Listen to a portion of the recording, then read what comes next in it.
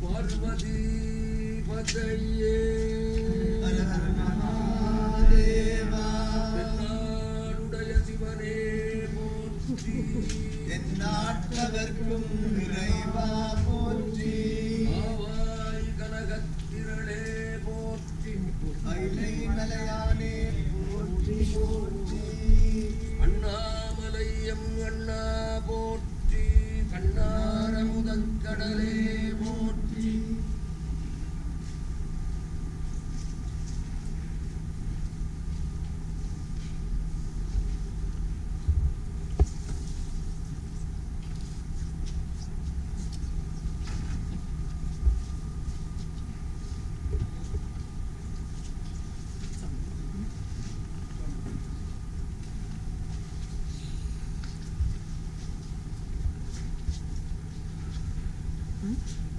Mama, uncle.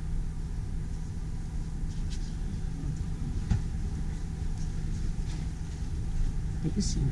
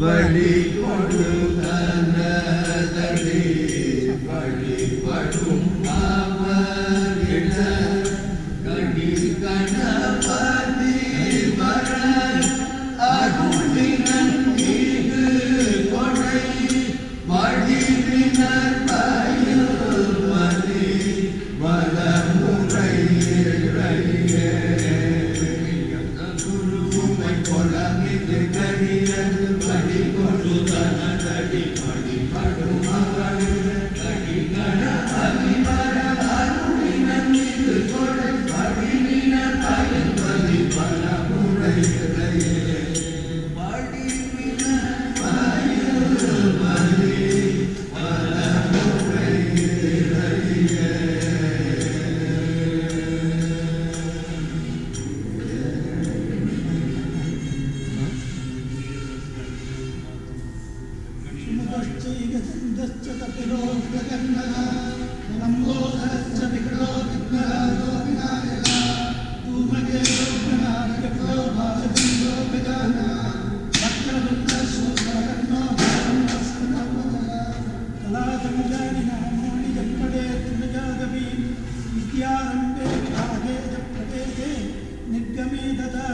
संग्रामे सर्वकार्येषु विघ्नस्तस्य न जायते वक्रतुण्डमहाकाय सूर्यकोटिसमप्रभा अविघ्नं कुरु मे देव सर्वकार्येषु सर्वदा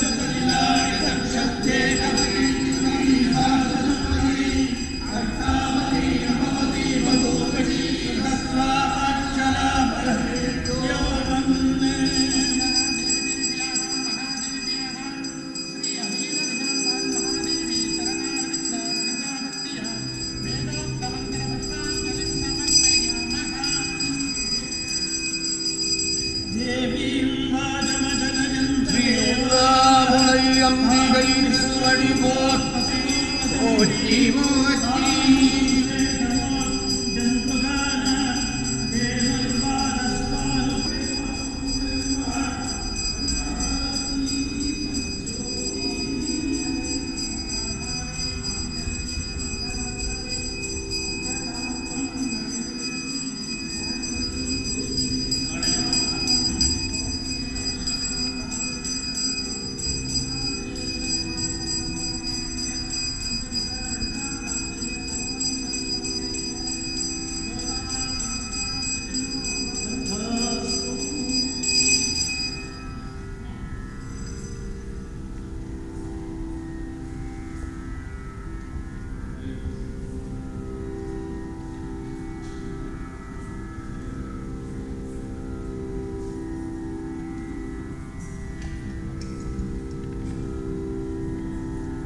நம பார்வதி பதையே.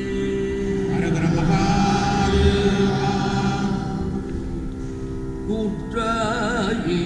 குற்றாயினவாறு விளக்ககரீர் கொடுமை பல செய்தன நாதறியேன். குற்றாயினவாறு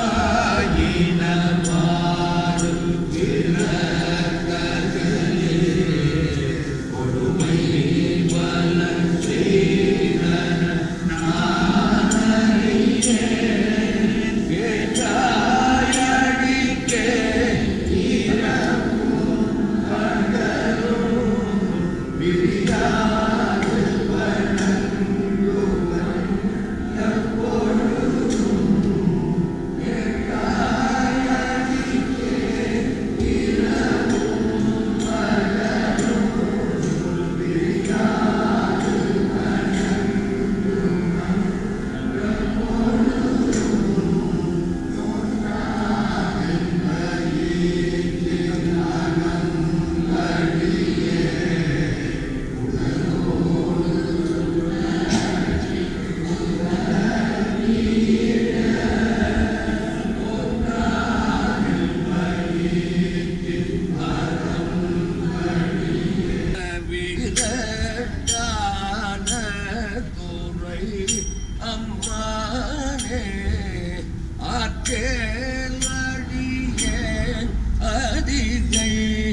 கெடில வீரட்டான துறை அம்மானே வீரட்டான துறை அம்மானே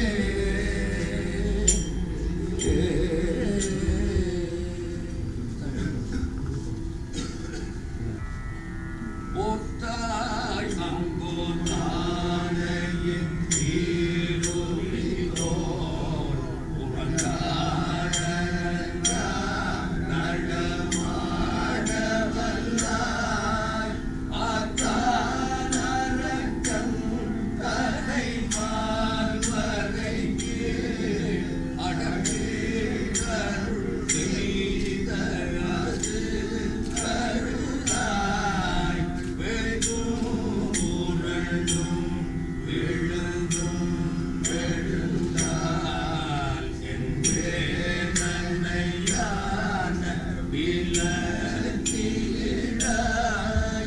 ஆத்தார் உமல் சூழ் அதிகை கெடில விரட்டான துறை அம்மானே விரட்டான துறை அம்மானே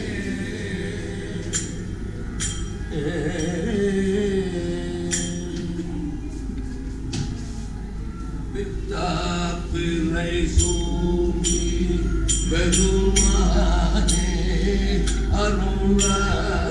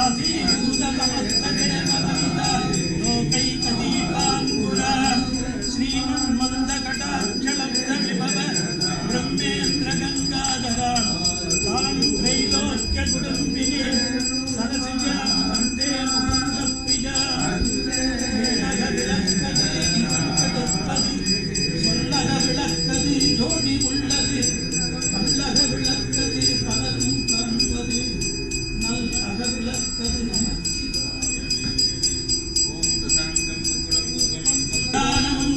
தீபம் த்ரைலோக்கிய ஆனந்த நடராஜமூர்த்தனே நமः தீபம் தரிசயாமி அமிர்தானன அமிர்தோத்கவ அமிர்தவர்ஷஜ அமிர்தம் ஸ்ராவஜ ஸ்ராவஜ சிச்சவேதாஜே சிதம்பரேதமூர்த்த போற்றி திருத்தாண்டவம் படுத்துவார். திருச்சிற்றம்பலம். நம பார்வதி பதையே.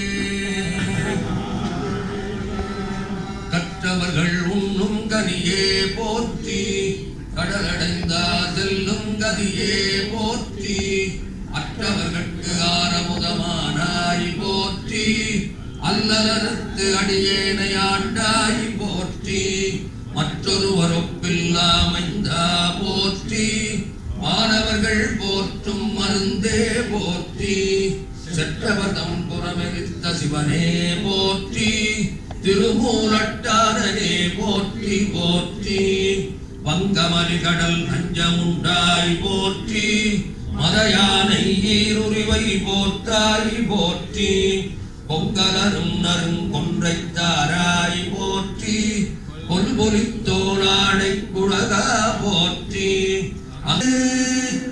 ஆனந்த கனியே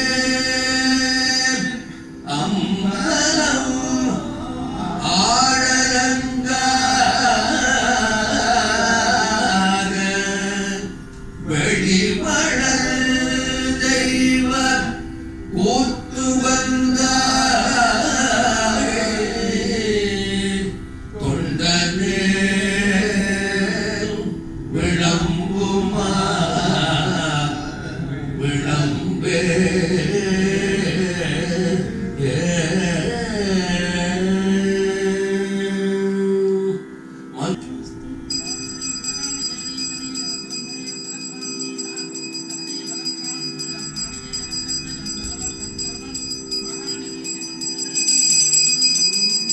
நம பார்வதி பதையே சிற்றவேசா காவாய் கனகத்திரளே போற்றி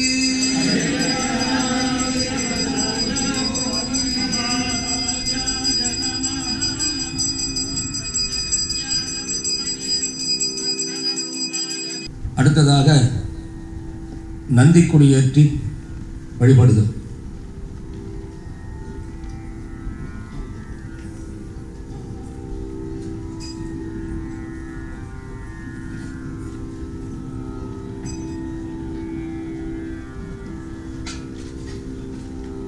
திருச்சிற்றம்பலம்.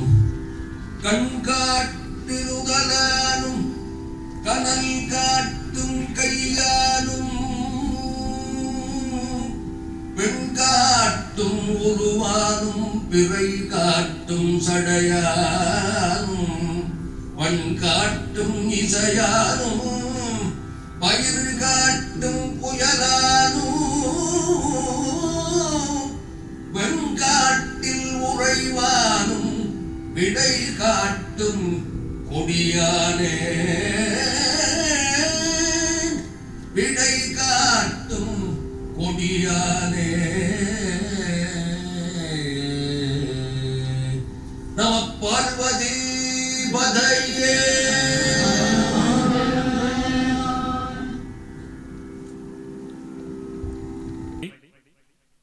முதலாவதாக மங்கள விளக்கு ஏற்றுவதற்கு ஆயத்தமாக இருக்கின்றோம்.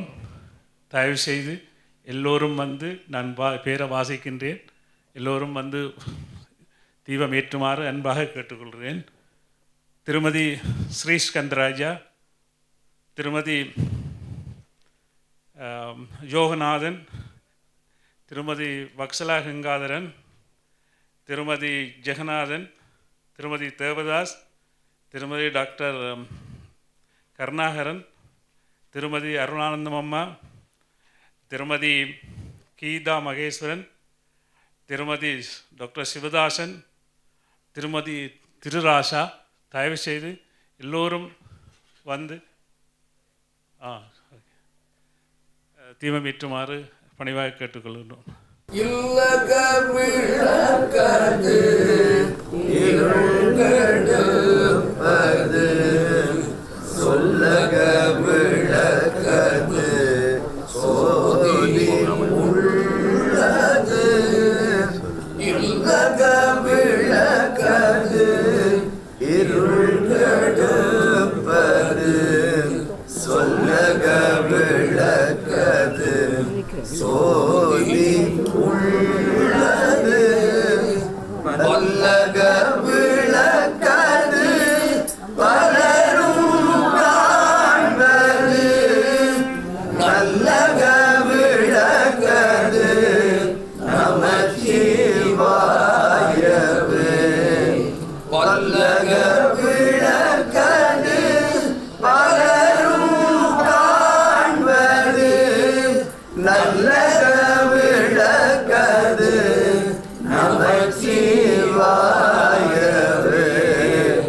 நல்லக விளக்கது நமச்சிவாயவே.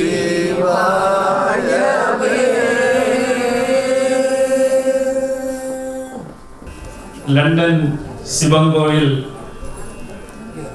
மாணவர்கள் ஓதுவார் சுவாமி தண்டபாணி அவர்களுடைய மாணவர்கள் இப்பொழுது பன்னிசை கச்சேரி ஆரம்பிக்க இருக்கின்றார்கள். நாங்கள் எல்லோரும் இருந்து மகிழ்ச்சியாகவும் சந்தோஷமாகவும் கேட்டு ரசிப்போமாக. திருச்சிற்றம்பலம்.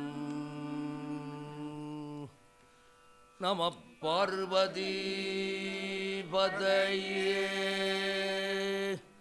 அரகர மகாதேவா. தென்னாடுடைய சிவனே போற்றி, எந்நாட்டவர்க்கும் இறைவா போற்றி. அண்ணாமலையம் அண்ணா போற்றி, கண்ணாரமுதக்கடலே போற்றி. திருச்சிற்றம்பலம்.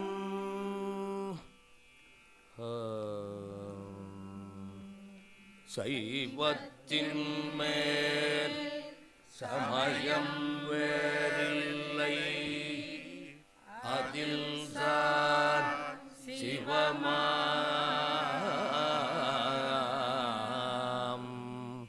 தெய்வத்தின் மேல் தெய்வம் இல்லனோ, நான் மறை செம்பொருள் வாய்மை வைத்த சீர் திருத்தேவாரமும்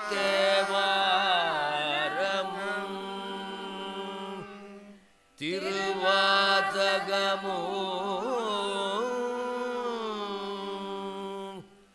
உய்வை தரச் செய்த நால்வர் பொற்றாள்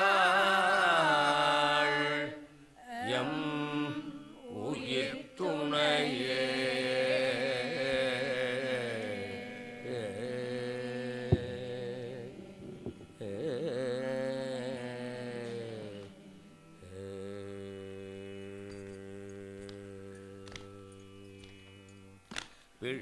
பிடியதனோரு உமை கொளமிகு கரியது வடி கொடுதனதடி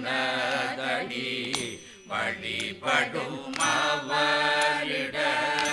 பிடியதனோரு உமை கொளமிகு கரியது வடி கொடுதனதடி வழிபடும் அவரிடர். கடி கணபதி வர கடி கணபதி வர அருளினம் மிகு கொடை வடிவினர் பாயல் வலி வலமுறை இறையே. கடி கணபதி வர அருளினம் மிகு கொடை வடிவினர் பாயல் வலி வலமுறை இறையே. பிடியதனுருமை கொளமிகு கரியது வடி கொடுதனதடி வழிபடும் அவரிடர். பிடியதனுருமை கொளமிகு கரியது வடி கொடுதனதடி வழிபடும் அவரிடர். கடி கணபதி வர அருளினம் மிகு கொடை வடிவினர் வயல் வலி வலமுறை இறையே. கடி கணபதி வர அருளினம் மிகு கொடை வடிவினர் வயல் வலி வலமுறை இறையே. கடி கணபதி வர அருளினம் மிகு கொடை வடிவினர் வயல் வலி வலமுறை இறையே.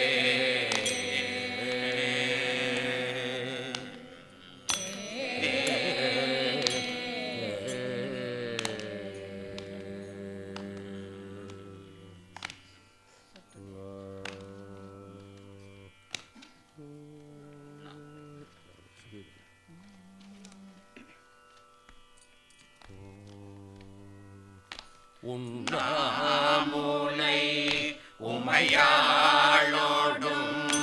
உடனாகிய ஒருவன் உண்ணாமூலை உமையாளோடும் உடனாகிய ஒருவன்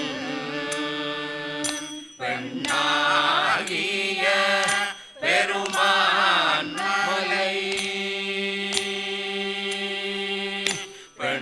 பெண்ணாகிய பெருமான் மலை திருமாமணி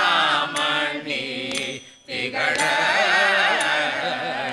பெண்ணாகிய பெருமான் மலை திருமாமணி திகழ மண்ணாந்தன அருவி திரள் மழலை மூழ அதிரும்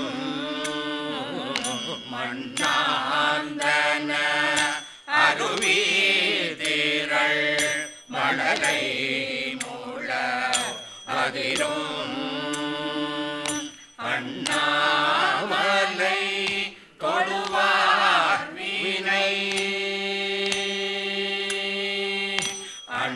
அண்ணாமலை தொழுவார் வினை வழுவா வண்ணம் அருமே அண்ணாமலை தொழுவார் வினை வழுவா வண்ணம் அருமே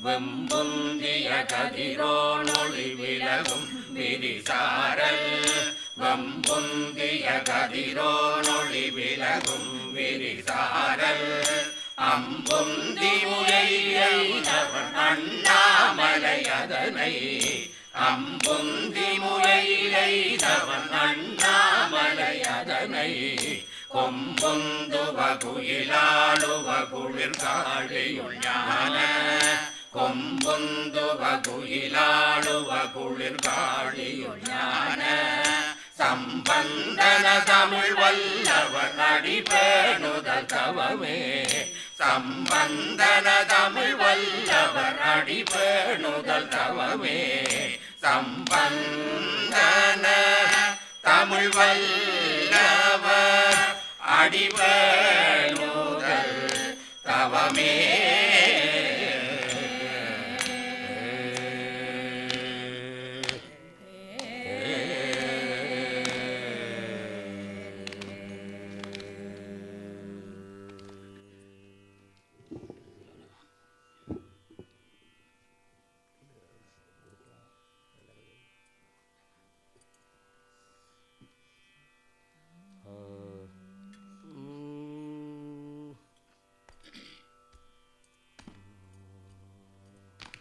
சொற்றுணை வேதியன் சோதிவானவன் பொற்றுணை திருந்தடி பொருந்த கைதோழ சொற்றுணை வேதியன் சோதிவானவன் பொற்றுணை திருந்தடி பொருந்த கைதோழ கட்டுணை பூட்டியோர் கடலில் பாய்ச்சினும் நற்றுணையாவது நமச்சிவாயவே கட்டுணை பூட்டியோர் கடலில் பாய்ச்சினும் நற்றுணையாவது நமச்சிவாயவே நற்றுணையாவது நமச்சிவாயவே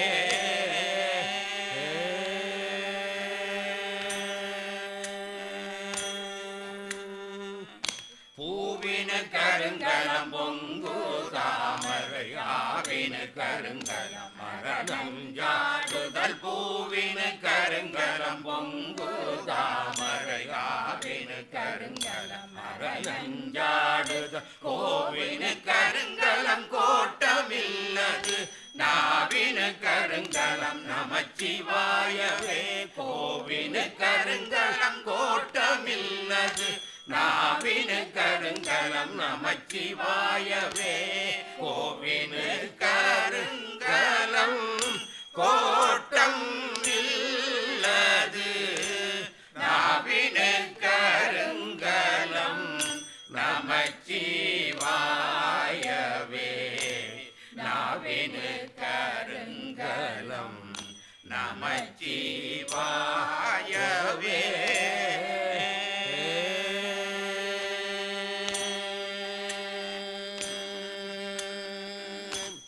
இல்லக விளக்கது இருள் கெடுப்பது சொல்லக விளக்கது சோதி உள்ளது இல்லக விளக்கது இருள் கெடுப்பது சொல்லக விளக்கது சோதி உள்ளது பல்லக விளக்கது பலரும் காண்பது நல்லக விளக்கது நமச்சிவாயவே பல்லக விளக்கது பலரும் காண்பது நல்லக விளக்கது நமச்சிவாயவே நல்லக விளக்கது நமச்சிவாயவே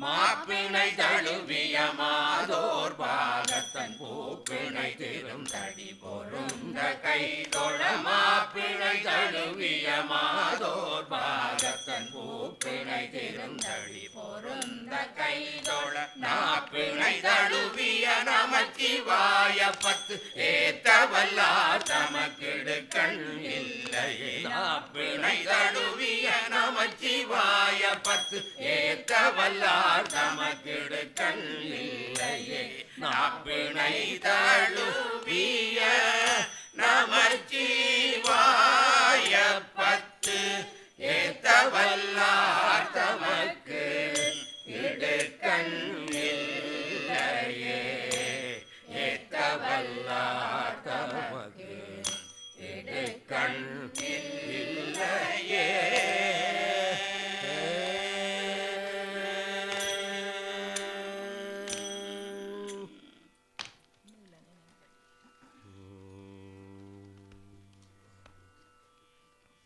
நீள நினைந்து அடியே உமை நித்தலும் கைதொழுவே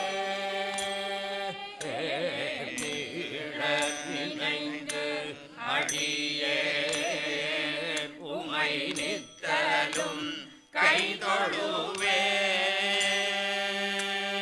வாழன கண்மடவாள் வாழன கண்மடவாள் அவள் வாடி வருந்தாமே வாழன கண்மடவாள் அவள் வாடி வருந்தாமே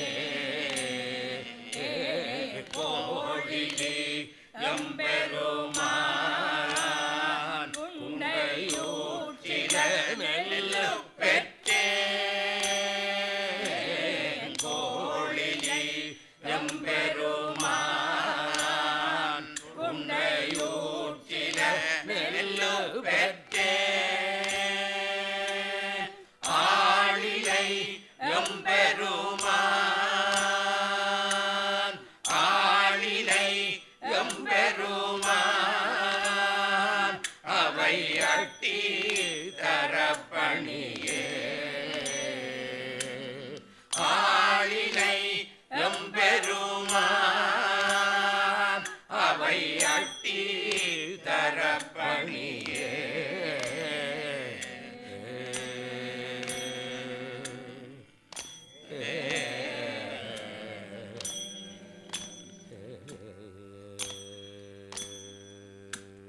கொல்லை வளம்புறவில் திருக்கோளிலேயவனை கொல்லை வளம்புறவில் திருக்கோளிலேயவனை நல்லவர் தாம் வரவும் திருநாவல ஊரணவன் நல்லவர் தாம் வரவும் திருநாவல ஊரணவன் வெள்ளிட ஆட்கள் வண்டி நினைந்தேத்திய பத்தும் வல்லார் நெல்லிட ஆட்கள் வண்டி நினைந்தேத்திய பத்தும் வல்லார் அல்லல்களந்துலகில் அண்டர்வானுலகாழ்பவரே அல்லல்களந்துலகில் அண்டர்வானுலகாழ்பவரே அல்லல் கலந்துலகில் அண்டர்வானுலகாழ்பவரே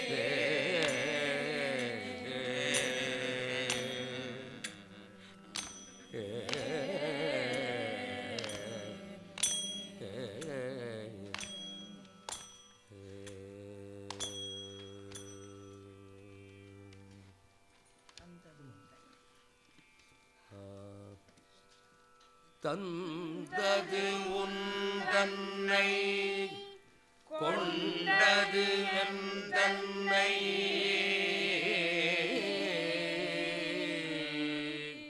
சங்கரா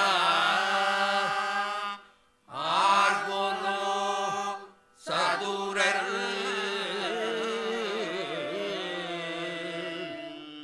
அந்தம் ஒன்று இல்லா ஆனந்தம் பெற்றே யாது நீ பெற்றது ஒன்று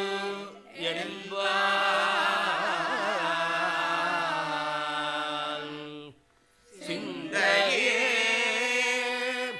கோயில் கொண்ட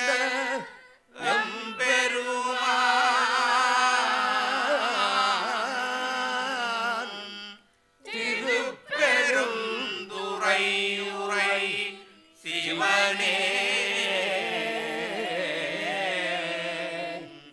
எந்தையே உடலிடம் கொண்டாய் யான் இதற்கு இனோர் கைமாறே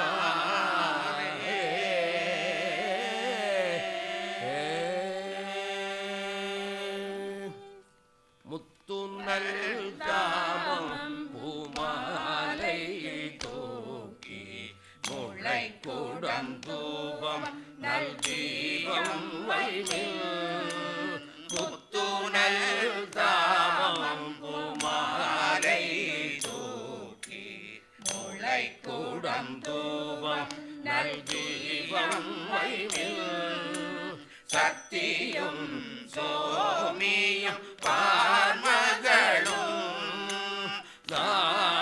தாமகளோடு பல்லாண்டிசைமில் சத்தியும் சோமியும் பார்மகளும் நாமகளோடு பல்லாண்டிசைமில் சித்தியும் கௌரியும் பார்ப்பதியும் தங்கையும் வந்து கவரி கொள்மில் சித்தியும் கௌரியும் பார்ப்பதியும் கங்கையும் வந்து கவரி கொள்மில் அத்தன் அம்மானை பாடி ஆடப்புச் சுண்ணம் இடித்து நாமே அத்தன் ஐயானன் அம்மானை பாடி ஆடப்பொற் சுண்ணம் எடுத்து நாமே ஆடப்பொற் சுண்ணம் எடுத்து நாமே வேதமும் வேள்வியும் ஆயினக்கு மெய்மையும் பொய்மையும் ஆயினக்கு சோதியுமாயிருளாயினக்கு துன்பமுமாய் இன்பமாயினக்கு பாதியுமாய் முற்றும் ஆயினக்கு பந்தமுமாய் விடும் ஆயினக்கு ஆதியும் அந்தமும் ஆயினக்கு ஆடப்பொற் சுண்ணம் எடுத்து நாமே ஆடப்பொற் சுண்ணம் எடுத்து நாமே ஆடப்பொற் சுண்ணம் எடுத்து நாமே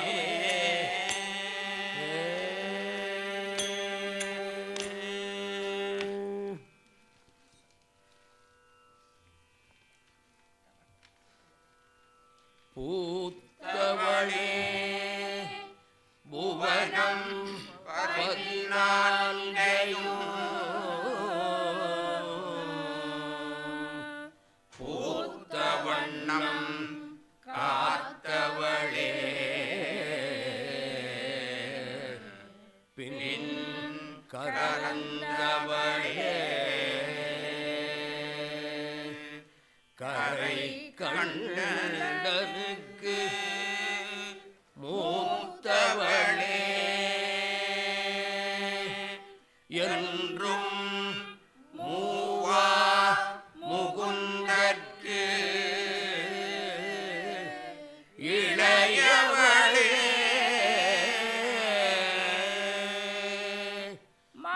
மாத்தவளே உன்னை அன்றி மற்றுவோர்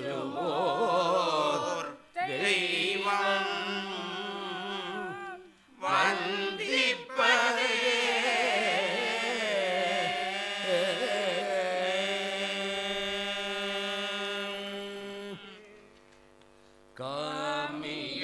காமியத்தழுந்தே இளையாதே காலகை படிந்து மடியாதே ஓம் எழுத்தில் அன்பு மிக ஊறி ஓவியத்தில் அந்தம் அருள்வாயே தூமமை கணிந்த சுபலீலா சூரனை கடிந்த கதிர்வேலா ஏமவெப்புயர்ந்த மயில் வீரா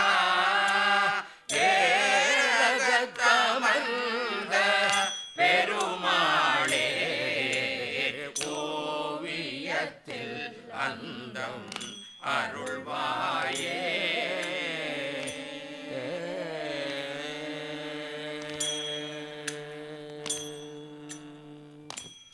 அறிவு தடந்தோள் வாழ்க அருமுகம் வாழ்க வெற்பை கூறுகை தனிவேல் வாழ்க குக்குடம் வாழ்க செவ்வேள் ஏறிய மஞ்சை வாழ்க யானை தன் அணங்கு வாழ்க மாறிலா வள்ளி வாழ்க வாழ்க சீரடியாரெல்லாம்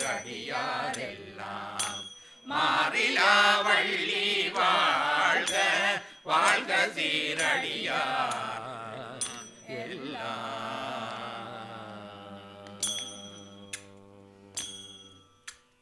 உருவாய் அருவாய் உளதாய் இலதாய் மறுவாய் மலராய் மணியாய் ஒளியாய் கதியாய் உயிராய் கதியாய் விதியாய் குருவாய் வருவாய் அருள்வாய் குகனே குருவாய் வருவாய் அருள்வாய் குகனே குருவாய் வருவாய் அருள்வாய் குகனே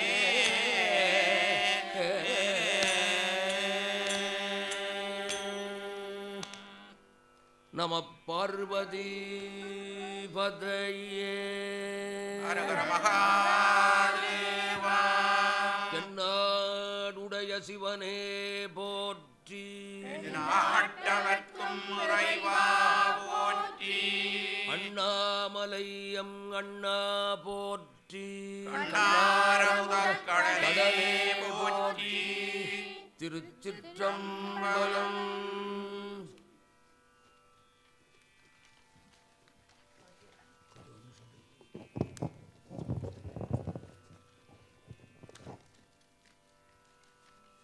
அருமை. உண்மையாக நாங்கள் இவர்களை எப்படி பாராட்டுவது என்று எனக்கு தெரியவில்லை. ஏனென்றால் இவர்களுடைய வயது, இவர்கள் பழகுகின்ற நேரம், இதை கற்கின்ற நேரம் ஒரு சனிக்கிழமையில் மாலை 3 மணிக்கு பின்பு அவர்கள் வந்து இந்த பன்னிசையை சுவாமி தண்டபாணி அவர்களிடம் லண்டன் சிவன் கோயிலிலே கற்றுக்கொள்ளுகின்றார்கள். இந்த நாட்டிலே இந்த வயதுடையவர்களுக்கு சனிக்கிழமை மிக முக்கியமான ஒரு நாள். பிள்ளைகளோடு இருக்க வேண்டும், பேர பிள்ளைகளோடு இருக்க வேண்டும், அதை விட வேலை செய்து வீட்டு வேலை பார்க்க வேண்டிய சந்தர்ப்பம். அப்படி இருந்தும் அவர்கள் இந்த திருமுறைக்கு இவ்வளவு முக்கியத்துவம் கொடுத்து, அதாவது கொடுத்தது மட்டுமில்லை, இவ்வளோ அழகாக பாடி எங்களை எல்லாம் மகிழ்வித்திருக்கின்றார்கள். எனக்கு நேற்று சரியான களைப்பு, முந்தின நாள் களைப்பு, இவை வரும்போதும் சரியான களைப்பு.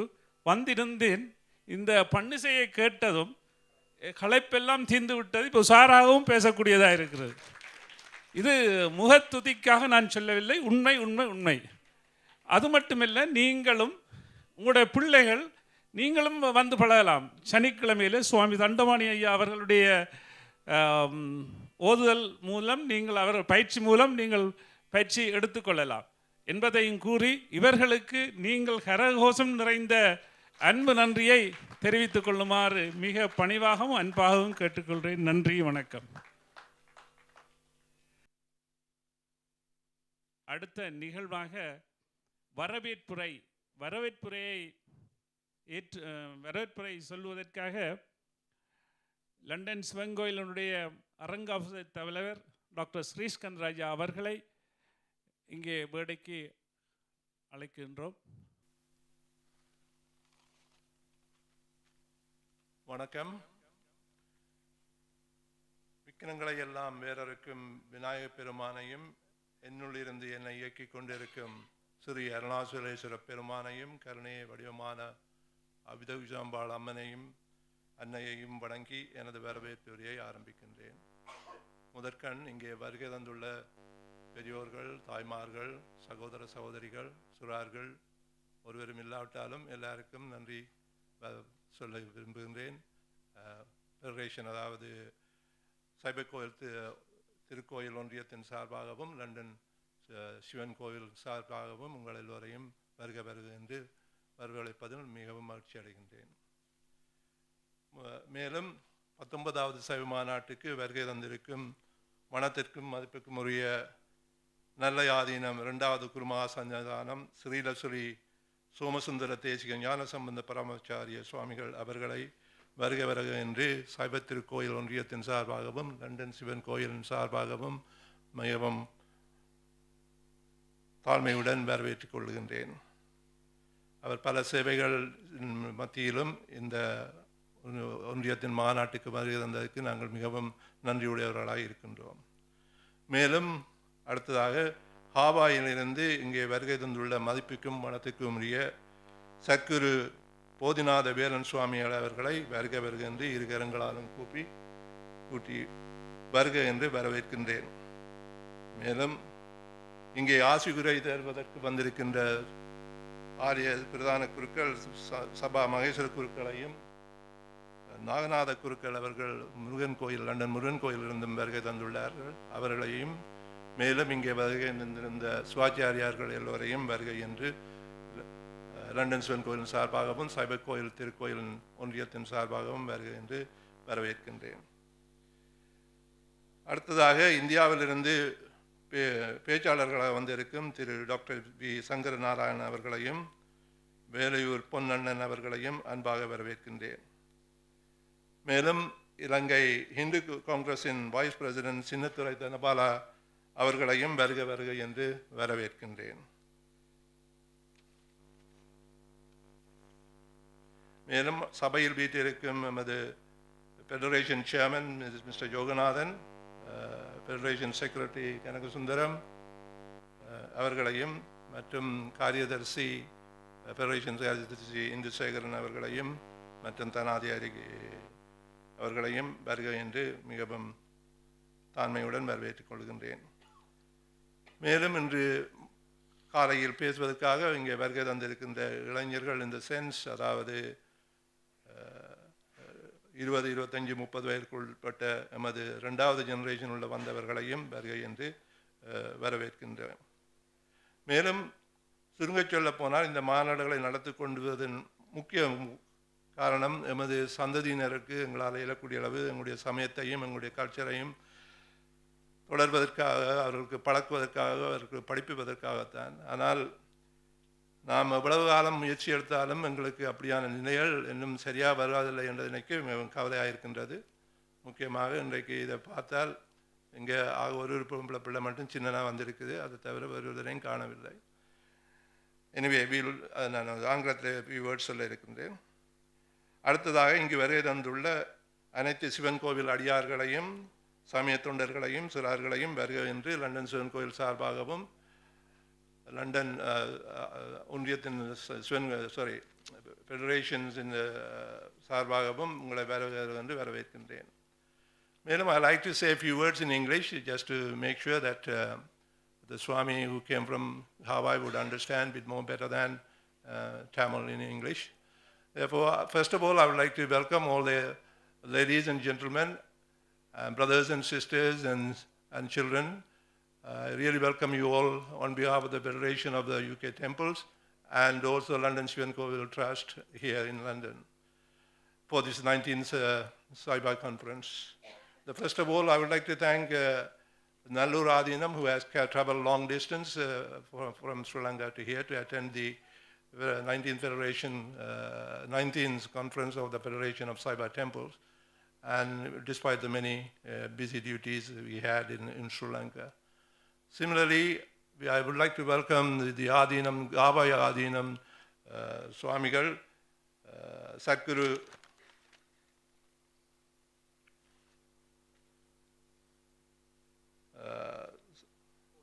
Sadhguru Bodhinatha Swamigal, Velan Swami Avargalai, Velan Swamigal.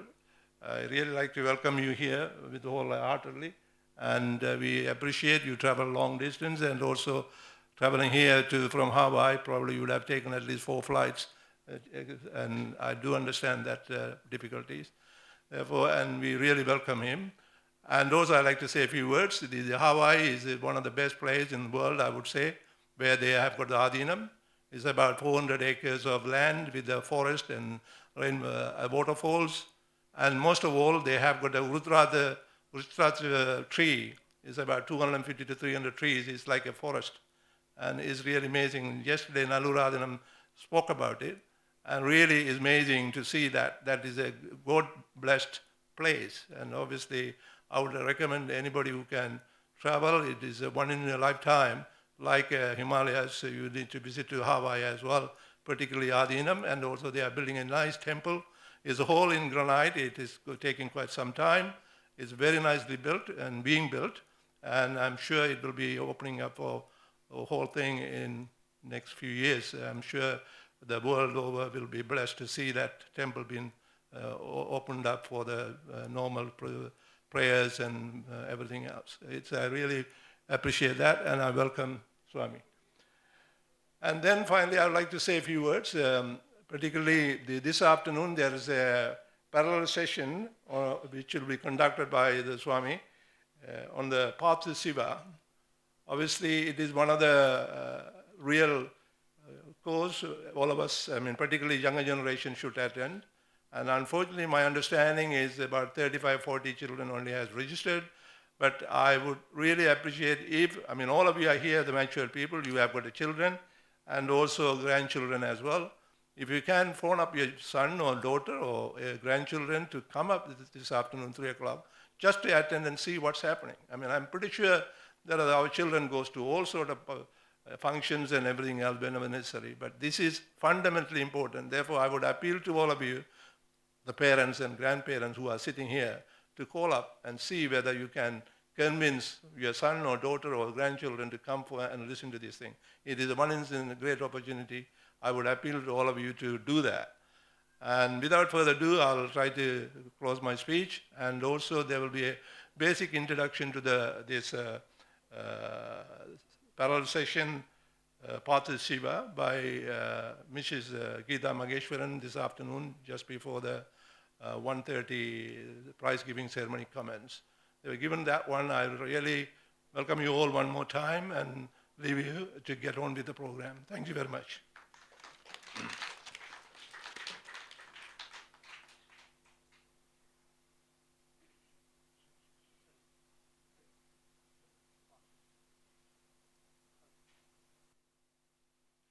I would call upon Maheshwara Kurukal to come and give a blessing.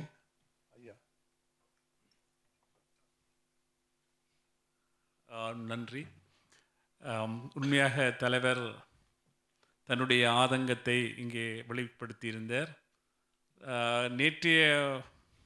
நேற்று கொஞ்சம் அதிகம் கூட்டம் காலையில் இருந்தது. அப்போவும் கூட சிலர் இன்னும் சேர்ந்திருக்கலாம் என்றது குறிப்பிடாமல் குறிப்பிட்டிருந்தார்கள். ஆனால் உண்மை என்னவென்றால், நாங்கள் இலவசமாக நடத்துகிறதா ஆக்கள் வருகிறார்கள் இல்லையோ, அல்லாட்டிக்கு ஆறுதலாக இதுக்கு முக்கியத்துவம் தெரியாமல் இருக்கிறார்களோ தெரியவில்லை. ஆனால் நாங்கள் இதை சுவாமிகள் நேற்று பேசினார், நாங்கள் நடத்துகிறதை நடத்தி கொண்டிருப்போம், அது அந்த நேரம் வருகின்ற பொழுது அது சரியாக வரும் என்று. அதைத்தான் இந்த நேரத்திலேயும் தலைவர் எடுத்துரைச்சிருக்கின்றார். ஆகவே அடுத்ததாக எங்களுடைய மகேஸ்வர குருக்கள் ஐயா, லண்டன் சிவங்கோயில் பிரதம குருக்கள் ஐயா அவர்கள் ஆசியுரை வழங்க வந்திருக்கின்றார். அவர்களை அன்பாக அழைக்கின்றோம்.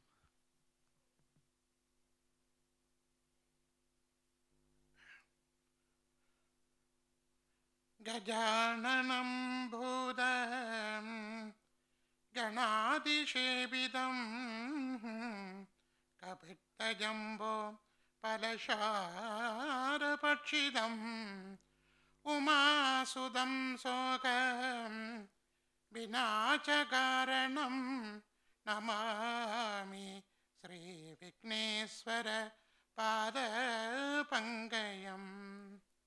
பொன்னார் மேனியனே புலித்தோலை அரைக்கசைத்து மின்னார் செஞ்சடை மேல் மிளிர்கொன்றையணிந்தவனே மன்னே மாமணியே மலபாடியுள் மாணிக்கமே அன்னே உன்னையல்லால் இனி யாரை நினைக்கேனே.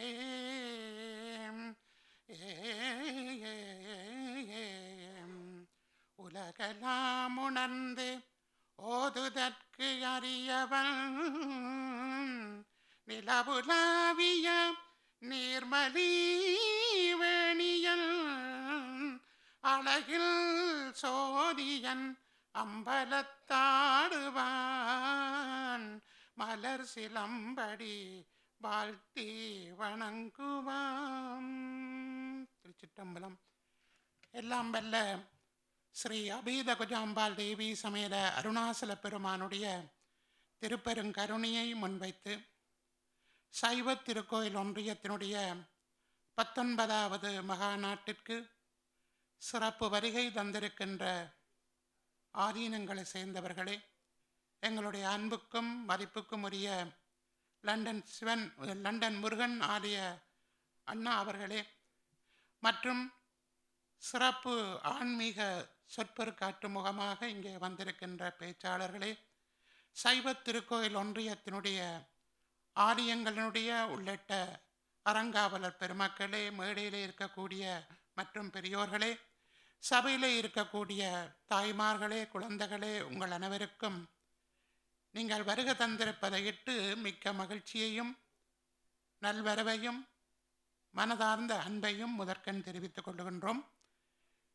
சைவ திருக்கோயில் ஒன்றியம் ஆரம்பித்து இன்றைய தினம் இந்த 19வது மகாநாட்டினை நேற்றைய தினம் ஈலிங் கனகதுர்கியாம்பாள் ஆலயத்திலும் இன்றைய தினம் எம்பெருமானுடைய திருமண மண்டபத்திலேயும் நடாத்துவதையிட்டு மிகவும் மகிழ்ச்சி அடைகின்றோம். இன்றைய கால சூழ்நிலையிலே எங்களுடைய குழந்தைகளுடைய எதிர்காலத்தினுடைய அந்த நடவடிக்கைகளை நினைக்கும் போது நிச்சயமாக எங்களுடைய மொழியும் எங்களுடைய சமயமும் எங்களுடைய கலாச்சாரமும் ஒரு சரியான நிலையில் இருக்கக்கூடிய ஒரு நிலையில் இருந்து சற்று போய்கொண்டிருக்கின்ற காலமாக இப்பொழுது இருக்கின்றது இந்த நாடுகளை பொறுத்தவரையிலே. அப்படியான இந்த சூழ்நிலையிலே இந்த சமய சம்பந்தமான விஷயங்களையும் எங்களுடைய கலாச்சாரம் சம்பந்தமான விஷயத்தையும் எங்களுடைய மொழியினுடைய தொன்மையையும் நாங்கள் பிள்ளைகளை ஒரு புஸ்தகத்தை கொடுத்து அதை படியுங்க என்று சொன்னால் பிள்ளைகளுக்கு உண்மையாக நேரமில்லை, அதை படித்து சொல்லிக் கொடுப்பதற்கு பெற்றோர்களுக்கும் நேரமில்லை. அப்படியான சூழ்நிலையிலே இந்த சைவ திருக்கோயில் ஒன்றியம் ஆரம்பித்த காலத்திலே இருந்து ஒவ்வொரு ஆண்டும் எடுத்து வருகின்ற நல்ல முயற்சிகள் உண்மையிலேயே வெற்றியளித்து கொண்டிருக்கின்றது. எத்தனையோ பிள்ளைகள் இப்பொழுது தமிழ் மொழியிலே கற்றுக்கொள்ளுகின்றார்கள், எங்களுடைய சமயத்தினுடைய தாற்பயங்களை உணர்ந்து கொள்ளுகின்றார்கள், கலை கலாச்சாரங்களிலே மிகுந்து விளங்குகின்றார்கள் மற்றும் எங்களுடைய பாரம்பரிய ஒளிமங்கியங்கள்லாம் அதனை பின்பற்றி வாழ்ந்து கொண்டிருக்கின்ற ஒரு சூழ்நிலையை நாங்கள் இப்பொழுது காணும்போது இந்த பெருமை சைவ திருக்கோயில் ஒன்றியத்துக்கு ஒரு பங்காக கிடைக்கின்றது. அப்படியான இந்த சைவ திருக்கோயில் ஒன்றியத்தினுடைய இந்த 19வது மகாநாடு சிறப்பாக நடைபெறுவதற்கு இங்கே ஆதீனங்கள் வந்திருக்கின்றார்கள். நல்ல ஆன்மீக சிந்தனைகளை இங்கே தருவதற்கு பேச்சாளர் வந்திருக்கின்றார்கள். அவர்களும் அதே போன்று நல்ல இசை நிகழ்வுகள் நடைபெற இருக்கின்றது. அதுவும் ஒரு முக்கியமான விஷயம். இவையெல்லாம் இந்த மகாநாட்டுக்கு ஒரு மகுடம் வைத்தால் போல அமைந்திருக்கின்றது. எனவே சைவ திருக்கோயில் ஒன்றியத்தினுடைய இந்த நல்ல நடவடிக்கைகள், நல்ல செயல்பாடுகள் தொடர்ந்து நடைபெறவும், இந்த உலகமெங்கும் அன்பும் சமாதானமும் நிலவ வேண்டுமென்றும், எல்லோருக்கும் எம்பெருமானுடைய திருவருள் பரிபூரணமாக கிடைக்க வேண்டுமென்றும், எல்லாம் வல்ல லூசியம்பதியிலே இருந்து அருளாட்சி புரிந்து கொண்டிருக்கின்ற ஸ்ரீ அபீத குஜாம்பாள் தேவி சமேத அருணாசல பெருமானுடைய திருமன்மலர் பாதங்களை வணங்கி, வான்முகில் வளாது பெய்க, மறுவளம் சுரக்க, மன்னன் கோன்முறை அரசு செய்க, குறைவில்லாது உயிர்கள் வாழ்க, நான்மறை அறங்களோங்க, நற்றவம் வேள்வி மல்க, மேன்மகுள் சைவநீதி விளங்குக உலகமெல்லாம் என்று கூறி எல்லோருக்கும் எம்பெருமானுடைய திருவருள் கிடைக்க பிரார்த்தனை செய்து அடியேனுடைய மனமார்ந்த நல்லாசிகளை அன்போடு தெரிவித்துக் கொள்கின்றோம். நன்றி, வணக்கம்.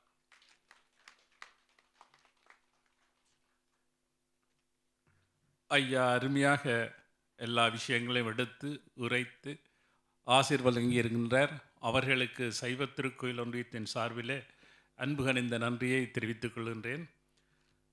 அடுத்ததாக எங்களுக்கு இன்னொரு ஆசிரியரை கூறுவதற்காக ஈஸ்டாம் முருகன் ஆலயத்தினுடைய பிரதம குருக்கள் ஐயா நாகநாத சிவம் குருக்கள் ஐயா அவர்களை அன்பாக வரவேற்கின்றோம். தயவுசெய்து வந்து ஒரு ஆசிரை வழங்குமாறு.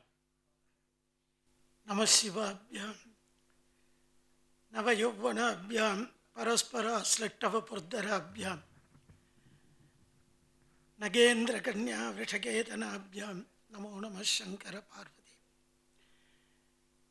ஏதேது செய்தாலும், ஏதேது சொன்னாலும், ஏதேது சிந்தித்திருந்தாலும் மாதேவா நின் செயலே என்று நினதருளாலே உணரின் என் செயலை காண்கிலேனே. முருகனே, செந்தில் முதல்வனே, மாயோன் மருகனே, ஈசன் மகனே, ஒரு கைமுகன் தம்பியே, நின்னுடைய தண்டைக்கால் எப்பொழுதும் நம்பியே கைத்தொடுவேன் நான். எல்லாம் வல்ல லண்டன் ஸ்ரீ முருகப்பெருமான் பெருங்கருணையினாலே, எல்லாம் வல்ல உண்ணாமலை எம்மை உடனாலே அண்ணாமலை பெருமானுடைய பெருங்கருணாயினாலே எல்லாம் வல்ல சிவகாமி அம்பிகா சமேத நடேச பெருமானுடைய பெருங்கருணையினாலே எல்லோருக்கும் எல்லாமும் கிடைக்க வேண்டும் என்று பிரார்த்தித்து, சமயத்திலே நல்ல ஒரு மலர்ச்சி ஆண்டுதோறும் உருவாக்கி கொண்டிருக்கின்ற பிரித்தானிய சைவ திருக்கோயில்கள் ஒன்றிய சைவ மகாநாட்டிற்காக அருளாசி வழங்கி தலைமையேற்று நடத்துகின்ற துறவி பெரியோர்களே, நல்லை ஆதீனம், ஹவாய் ஆதீனம் மற்றும் ஆலய சிவாச்சாரியர்கள், சொற்பொழிவாள பெருமக்கள், நந்தி கொடியை உலகெங்கும் பரப்புகின்ற பெரியவர்கள் மற்றும் இந்த மகாநாட்டை சிறப்பாக நடத்தி கொண்டிருக்கின்ற திருக்கோயில் ஒன்றிய ஆலய பெரியோர்கள், சான்றோர்கள், தாய்மார்கள், குறிப்பாக திருமுறையை வளர்த்து நம்முடைய சித்தாந்தத்தை பெருக்குகின்ற பெரியோர்கள், குழந்தைகள் அனைவருக்கும் முருகப்பெருமானுடைய ஆசிகளை தெரிவித்து, ஒவ்வொரு ஆண்டும் இந்த மகாநாட்டினுடைய தொடக்கத்திலே ஒரு சிறு அங்கலாய்ப்பு, தலைவர் கூட அதுதான் சொன்னார், அடுத்து வந்தவரும் அதையே சொன்னார், மக்கள் நிறைய வரவில்லை என்று. இந்த கஷ்டம் இன்னைக்கு இல்லை, வள்ளலார் காலத்திலே இருந்தது. அவர் சொன்னார், கடை விரித்தார் கொள்வார் இல்லைன்னு சொன்னார். நாங்கள் கடை வைக்கிறோம், நிறைய சாமான்கள் வச்சுருக்கோம், அதுவும் அருமையான சாமான்கள் வச்சுருக்கோம், உலகத்திலே எங்கும் கிடைக்காத சாமானை வச்சுருக்கோம், ஆனால் வாங்கிறதுக்கு ஆள் இல்லைன்னு சொன்னார். கடை விரித்தால் கொள்வார் இல்லை அப்படி. ஏன் கொள்வார் இல்லை அப்படின்னு கேட்டால், இது இந்த நாட்டில் மட்டுமல்ல, எல்லா நாட்டிலையும் தாய் நாடுகள்லேயும் இந்த குறைகள் சில இடத்துல இருக்குது. அதற்கு காரணம் வளர்ச்சி. ஒரு காலத்திலே சினிமா திரையரங்குகளிலே ஒரே கூட்டம். உங்களுக்கெல்லாம் தெரியும், தமிழ்நாட்டில் ஒரு புதிய திரைப்படம், அதுவும் முன்னணி நடிகர்கள் நடித்து வந்தால் முத நாளே போய் படுத்துப்பான். இன்றைக்கு ஒரு தியேட்டரில் கூட பாதி கூட ரொம்ப மாட்டேங்குது. என்ன காரணம்? நம்மை தேடி அதை தேடி நாம் சென்ற காலம் போய் இந்த நம்ம வீட்டு முன்னறைக்கு அது வந்துருச்சு. அப்போ எதை சுலபமாக நாம் பெற முடியுமோ அதுக்கு தான் மனுஷன் ஆசைப்படுறான். அங்கே போய் உட்காந்து அந்த வரிசையில் நின்று இடித்து பிடிச்சி 3 மணி நேரம் ஏசி பாதியில் ஓடாது, அதையெல்லாம் அனுபவித்து பார்க்கறத விட நம்ம வீட்டு வரவேற்பறையிலே அழகாக ஒரு பெட்டியை வைத்து கொண்டு ஏதாவது இருக்கிறவங்ககிட்ட பேசிக்கிட்டே பார்க்கும் பொழுது வேலை சுலபமாக முடிஞ்சிருது. அதனால்தான் கூட்டம் இல்லை. இன்றைய தினம் இங்கே நடக்கின்ற இவ்வளவு பெரிய ஒரு அருமையான விஷயத்தை உடைய இந்த மகாநாடு தொலைக்காட்சி மூலியமாக நாளைக்கு வீட்டுக்கு வரப்போகுது இல்லையா? இன்றைக்கே கூட வருது. நமது ஊடக பெரியோர்கள் இங்கே நிறைய வந்திருக்காங்க. அவர்கள் மிக அழகாக அதை தொகுத்து எடுத்து, அன்னைக்கு ஒரு தேர் திருவிழா நடந்தது, நாங்கள்லாம் போயிருந்தோம். கோயிலுக்கு பின்னேரம் வந்தவங்க கொஞ்சம் பேர் தேர் திருவிழாவுக்கு வரல. நான் ஏன் தேர் திருவிழாவுக்கு வரலையான்னு கேட்டேன். அங்கே வந்து கூட்டத்தில் இடித்து பிடிச்சிட்டு பார்க்குறத விட வீட்டில் இருந்து சாமியை இன்னும் நல்லா காமிக்கிறாங்க, அதை அங்கேயே பார்த்துட்டேன்னு சொன்னார். இது சரிதானா அப்படின்னு ஒரு கேள்வி. என்ன இருந்தாலும், இவ்வளவு விளக்குகள் இருந்தாலும், இங்கே ஏற்றுகின்ற ஒரு தீபத்தை பார்க்கும் பொழுது அந்த உள் மனதிலே ஏற்கின்ற உந்துதல் வெளியிலிருந்து வராது. இங்கே பெரியோர்கள், ஆதீனகர்த்தர்கள் மிகச்சிறந்த தன்னுடைய பிறப்பு, தன்னுடைய எல்லாவற்றையும் இந்த சமயத்திற்கு மாற்றி உயர்ந்த பெரியோர்கள், ஆலய சிவாச்சாரியர்கள் லண்டனிலே வாழ்ந்திருந்தாலும் கோயில்களிலே எவ்வளவு சிரமம் இருந்தாலும் அதை தொடர்ந்து நடத்தி கொண்டிருக்கின்ற அந்த பெரியோர்களோடு கலந்து இருந்து ரசிக்கின்ற அந்த ஒரு ருச்சி, அந்த ஒரு சுவை வராது. ஆனால் இந்த பக்குவம் போக போகத்தான் வரும். அதோடு கூட காலத்திலே இன்றைக்கி ஞாயிற்றுக்கிழமை வாரத்தில் ஒரு நாள் விடுமுறை கிடைக்குது. அந்த விடுமுறையிலையும் ஒரு அரை மணி நேரம் கூட நித்திரை பண்ணாதான் அவர்களுக்கு ஒரு வரும். நீங்கள் காலையில் 9 மணிக்கே கோயிலில், நான் வந்து காலையில் 8 மணிக்கே வந்துட்டேன். அந்த விளம்பரத்தில் பார்க்கும்பொழுது எனக்கு 9:08 தெரிஞ்சுது. சரி 8 மணிக்கு ஆரம்பம் போல் இருக்குன்னுட்டு 7 மணிக்கு புறப்பட்டு வந்துட்டேன். அப்புறம்தான் 9 மணிக்கு தொடக்கம் என்று. ஏனென்றால் காலத்தோடும் இணைய வேண்டும். அது ஒரு முக்கியமான சமாச்சாரம். இந்த இளைஞர்களை நம்பால் இழுக்க வேண்டும் என்றால் அவர்களோடு முதல்ல நம்ம போகணும். அவர்களுடைய சின்ன சின்ன விஷயங்களை நாம் புரிந்து அதற்கு கொஞ்சம் இடம் கொடுத்து பிறகு அப்புறம் நம்ம பக்கம் இழுக்கணும். நிச்சயமாக நமது சிறார்களும் இளைஞர்களும் மற்ற வழி போகமாட்டார்கள்.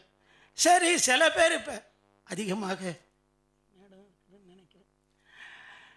இந்த மகாநாட்டினுடைய முதல் ஆரம்ப மகாநாட்டிலிருந்து முதலாவது மகாநாடு தொடங்குகின்ற காலத்திலே அன்றைய தினம் பல பெரியோர்கள் நம்மிடையே இருந்தார்கள்.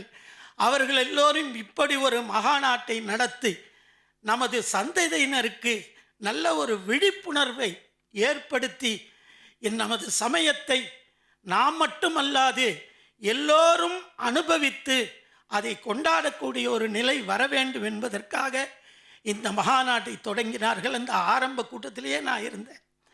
அதை போல ஒவ்வொரு ஆண்டும் மிகச் சிறப்பாக அன்று இருந்த குறைந்த ஆலயங்கள், அதற்கப்புறம் நிறைய ஆலயங்கள் வந்து ஒரு மிகச்சிறந்த சேவையை செய்து கொண்டிருக்கின்றார்கள்.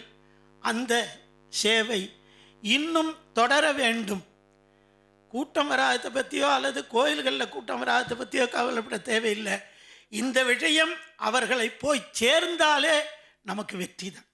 அப்படிப்பட்ட அந்த வெற்றியை நாம் எல்லோரும் அடைந்து, ஆனால் வெற்றி அடைந்தால் அந்த வெற்றியை நமது வாழ்வியல்ல, இங்கே அழகாக ஒரு தலைப்பு, சைவ சித்தாந்தமும் வாழ்வியலும் அப்படின்னு, ரெண்டும் வேறையே இல்லை. சைவ சித்தாந்தத்தில் உள்ள வாழ்வியல் வெளியில் இல்லை.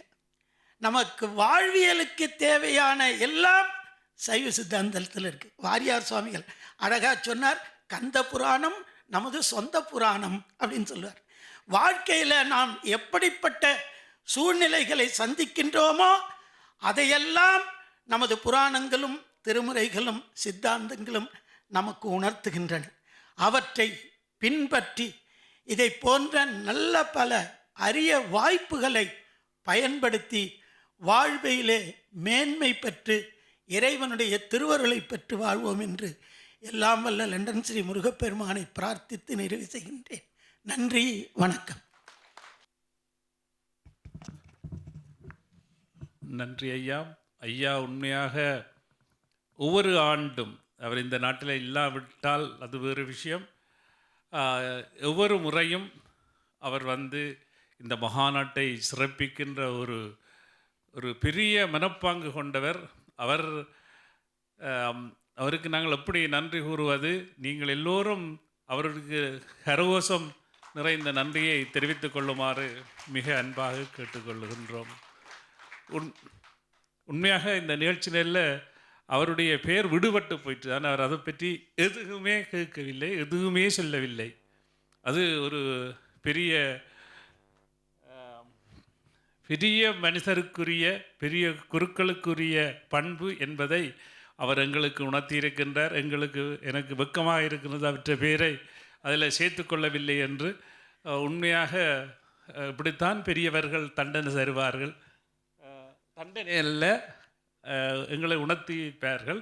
ஆகவே அவர்களுக்கு நன்றியை கூறிக்கொண்டு, சைவ திருக்கோயிலர் ஒன்றியத்தின் தலைவரும் ஸ்ரீ கனகதுர்க்கை அம்மன் கோயிலுடைய தரவருமான திருவாளர் ஜோகநாதன் அவர்களை வந்து தலைமையுரை வழங்குமாறு அன்பாக கேட்டுக்கொள்கிறோம். அம்பிகையின் பாதம் பணிந்து இங்கே லூசியம்பதியிலே இருந்து அருளாட்சி செய்து கொண்டிருக்கின்ற அருணாச்சல பெருமான் பாதங்களை வணங்கி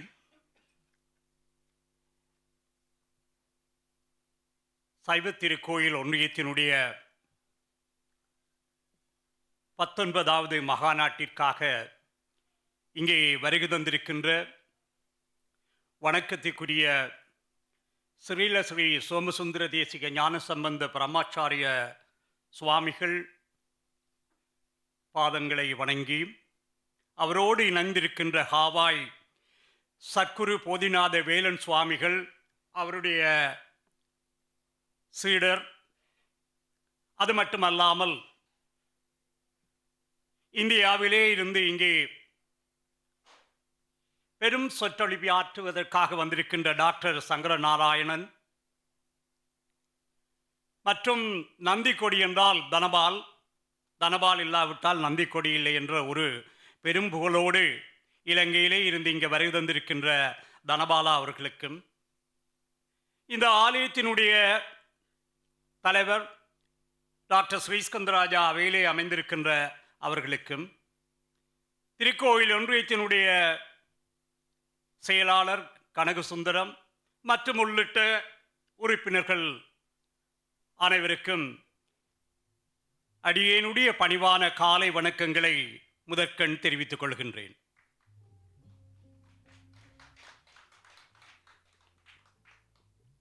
பதினெட்டு ஆண்டுகள் கடந்து 19வது ஆண்டில் 19வது மகாநாட்டினை நல்ல ஒரு பொருள் கொண்டு சைவ சித்தாந்தமும் வாழ்வியலும் என்ற தலைப்பிலே நேற்றைய தினம் இந்த விழா ஆரம்பமாகியது. எனக்கு முன்னர் ஸ்ரீ அண்ணா, குருக்கள் எல்லோருமே இங்கே அவையிலே நிறைந்திருக்கின்றவர்களை பற்றி குறிப்பிட்டிருந்தார்கள். இதற்கு மத்தியில் மன்னிக்க வேண்டும், என்றுமே அன்போடு வணங்குகின்ற சிவாச்சாரியர்கள் எல்லோரையும் குறிப்பிட்டு கொண்டு வந்து மன்னிக்க வேண்டும். அவர்களுடைய பாதங்களையும் வணங்கி அவர் வணக்கத்தை தெரிவித்துக் கொள்கின்றேன். இங்கே இரு சிவாச்சாரியர்கள் அமைந்திருக்கின்றார்கள், மற்றோர்கள் அங்கே இருக்கின்றார்கள். என்னுடைய பணிவான அன்பான வணக்கம் அவர்களுக்கு. நேற்று காலமையும் கூட என்னுடைய அந்த உரையிலே எங்கள் ஆலயத்தில் அவையிலே இருந்தவர்கள் சற்று போதாது என ஆதங்கப்பட்டோம்.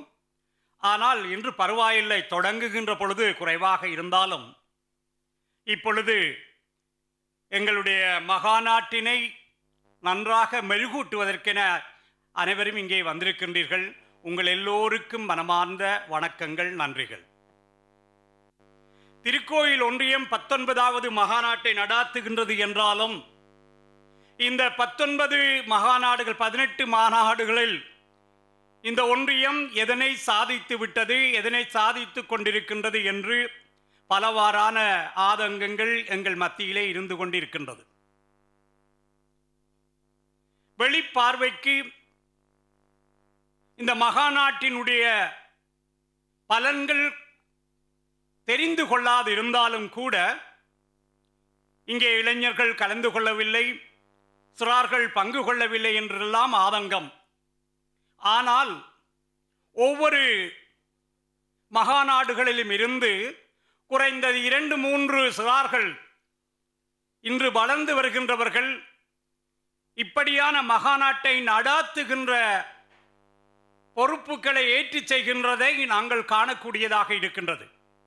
இந்த ஆலயத்திலும் கூட விழாக்காலங்களிலே இளைஞர்கள் யுவதிகள் ஆற்றுகின்ற பணிகள் எங்கள் ஆலயத்திலும் கூட அவ்வாறு நிறைந்து பணியாற்றுகின்றார்கள்.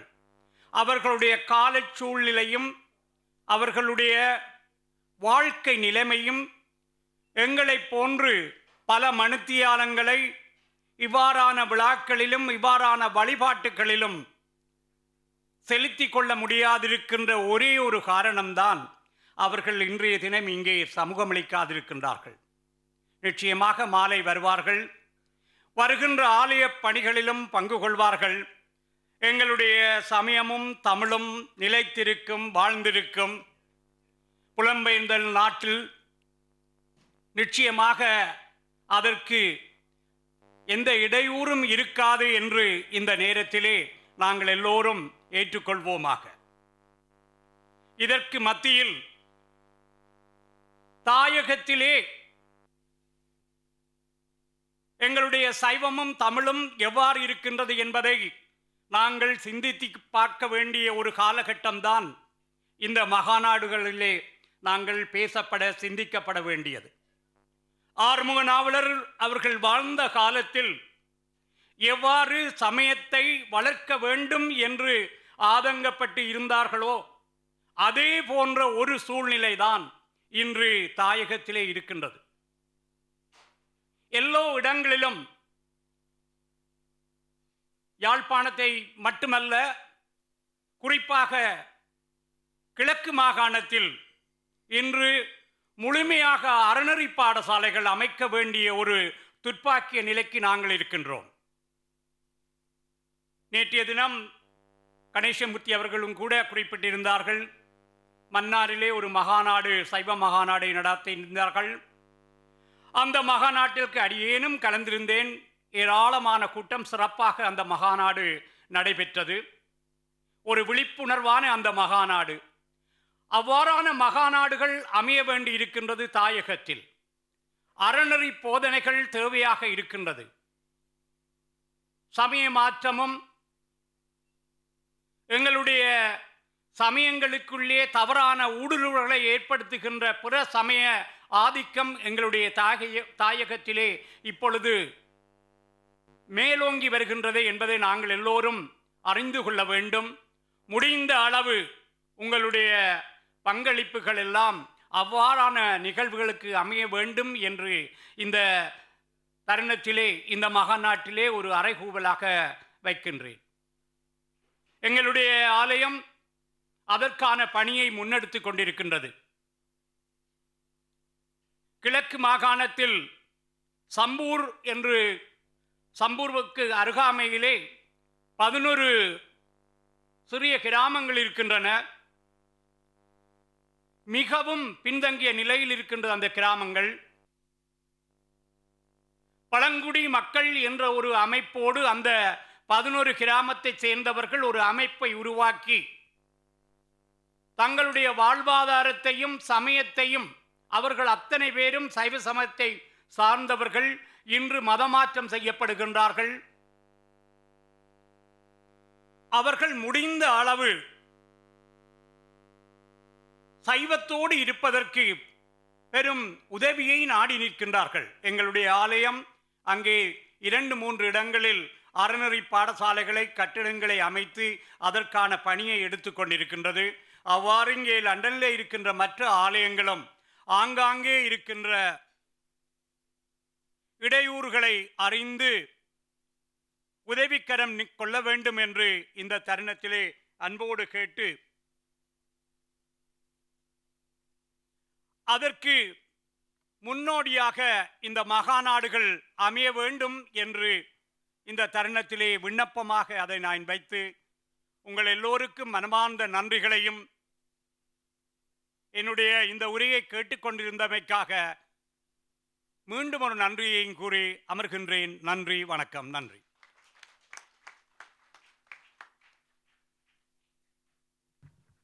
நன்றி தலைவர் ஜோகநாதன் அவர்களுக்கு. உண்மையாக அவர் குறிப்பிட்டது மிக முக்கியமான தேவை எங்களுடைய சைவ உலகத்துக்கு என்பது நாங்கள் உணரக்கூடியதாக இருக்கின்றது.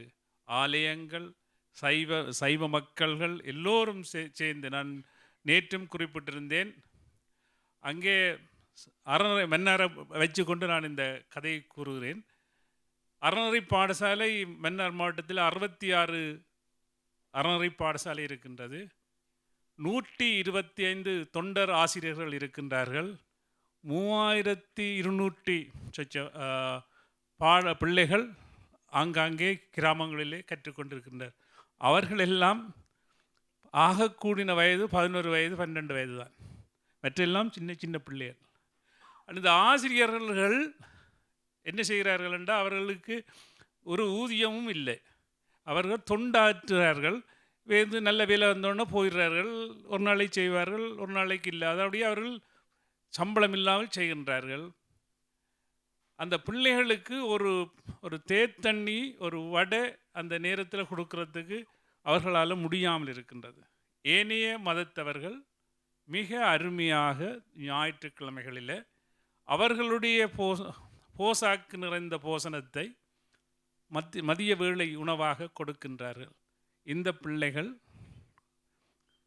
வெறும் வயிற்றோட போய் இந்த சாப்பிட்டுட்டு போய் பசியோட வீடு திரும்பி வருகிறார்கள். அவர்களுக்குள்ளேயே இந்த சின்ன வயதிலேயே இந்த குறைபாடு அவர்களுக்கு நாங்கள் ஏற்படுத்தி கொடுக்கிறோம். ஆனால் நாங்கள் இங்கே புலம்பெயர்ந்து வாழுகின்ற நாங்கள் இது போன்ற குறைகளை நியர்த்தி செய்ய வேண்டியது ஒவ்வொரு சைவ மக்களும் ஒவ்வொரு ஆலயங்களும் இதை பொறுப்பாக எடுக்க வேண்டும். ஏனென்றால் ஏனைய அவர்கள் பல பல ஸ்தாபனங்களை அணுகிறார்கள். அவர்கள் அங்கே நல்ல வேறொரு ஸ்தாபனங்கள் செல்லுகின்றது. அவர்கள் சொல்லுகிறார்கள் சமயத்துக்கு நாங்கள் உதவி செய்ய மாட்டோம் என்று. என்னட்டையும் நானும் ஒரு அமைப்பில் இருக்கிறேன், கிராமவர்த்தி அமைப்புண்டு. அதுவும் சமயம் சம்பந்தமாக எதுவும் செய்யாது. அங்கே கல்வி தரம் உயர்த்துவதற்காகவும் வறுமை கோட்டிலே உள்ளவர்களை தூக்கி விடுவதற்காகவும் இருக்கின்றது. அதுபோன்று தான் எல்லோரும் செய்கிறார்கள். அவர்கள் சொல்லுகிறார்கள் வேறு நாட்டில் அதாவது அமெரிக்கா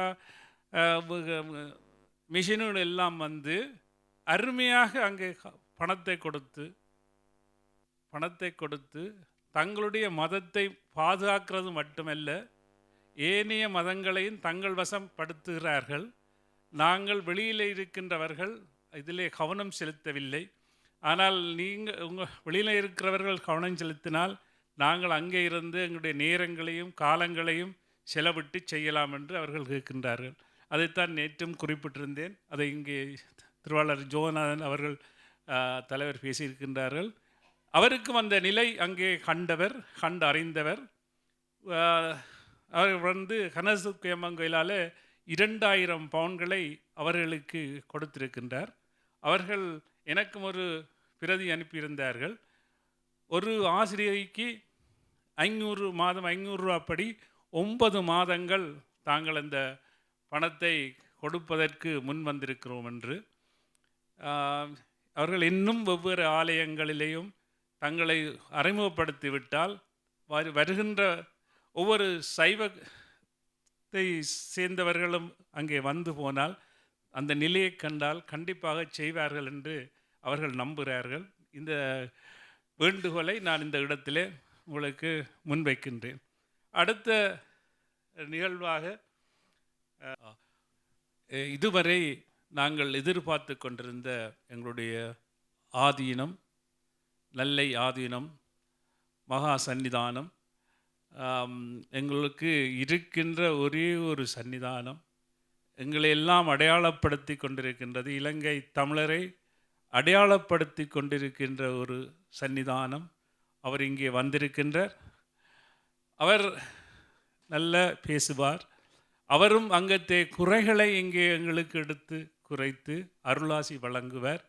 ஆகவே தயவு செய்து எல்லோரும் இருந்து அவருடைய பேருரையை கேட்குமாறு கேட்டுக்கொள்ளுகிறோம். நன்றி. நம சிவாயவே. ஞானமும் கல்வியும் நம சிவாயவே. நானறிவிஷயும் நம சிவாயவே. ஞானவின் தேற்றுமே நம சிவாயவே. நன்னறி காட்டுமே.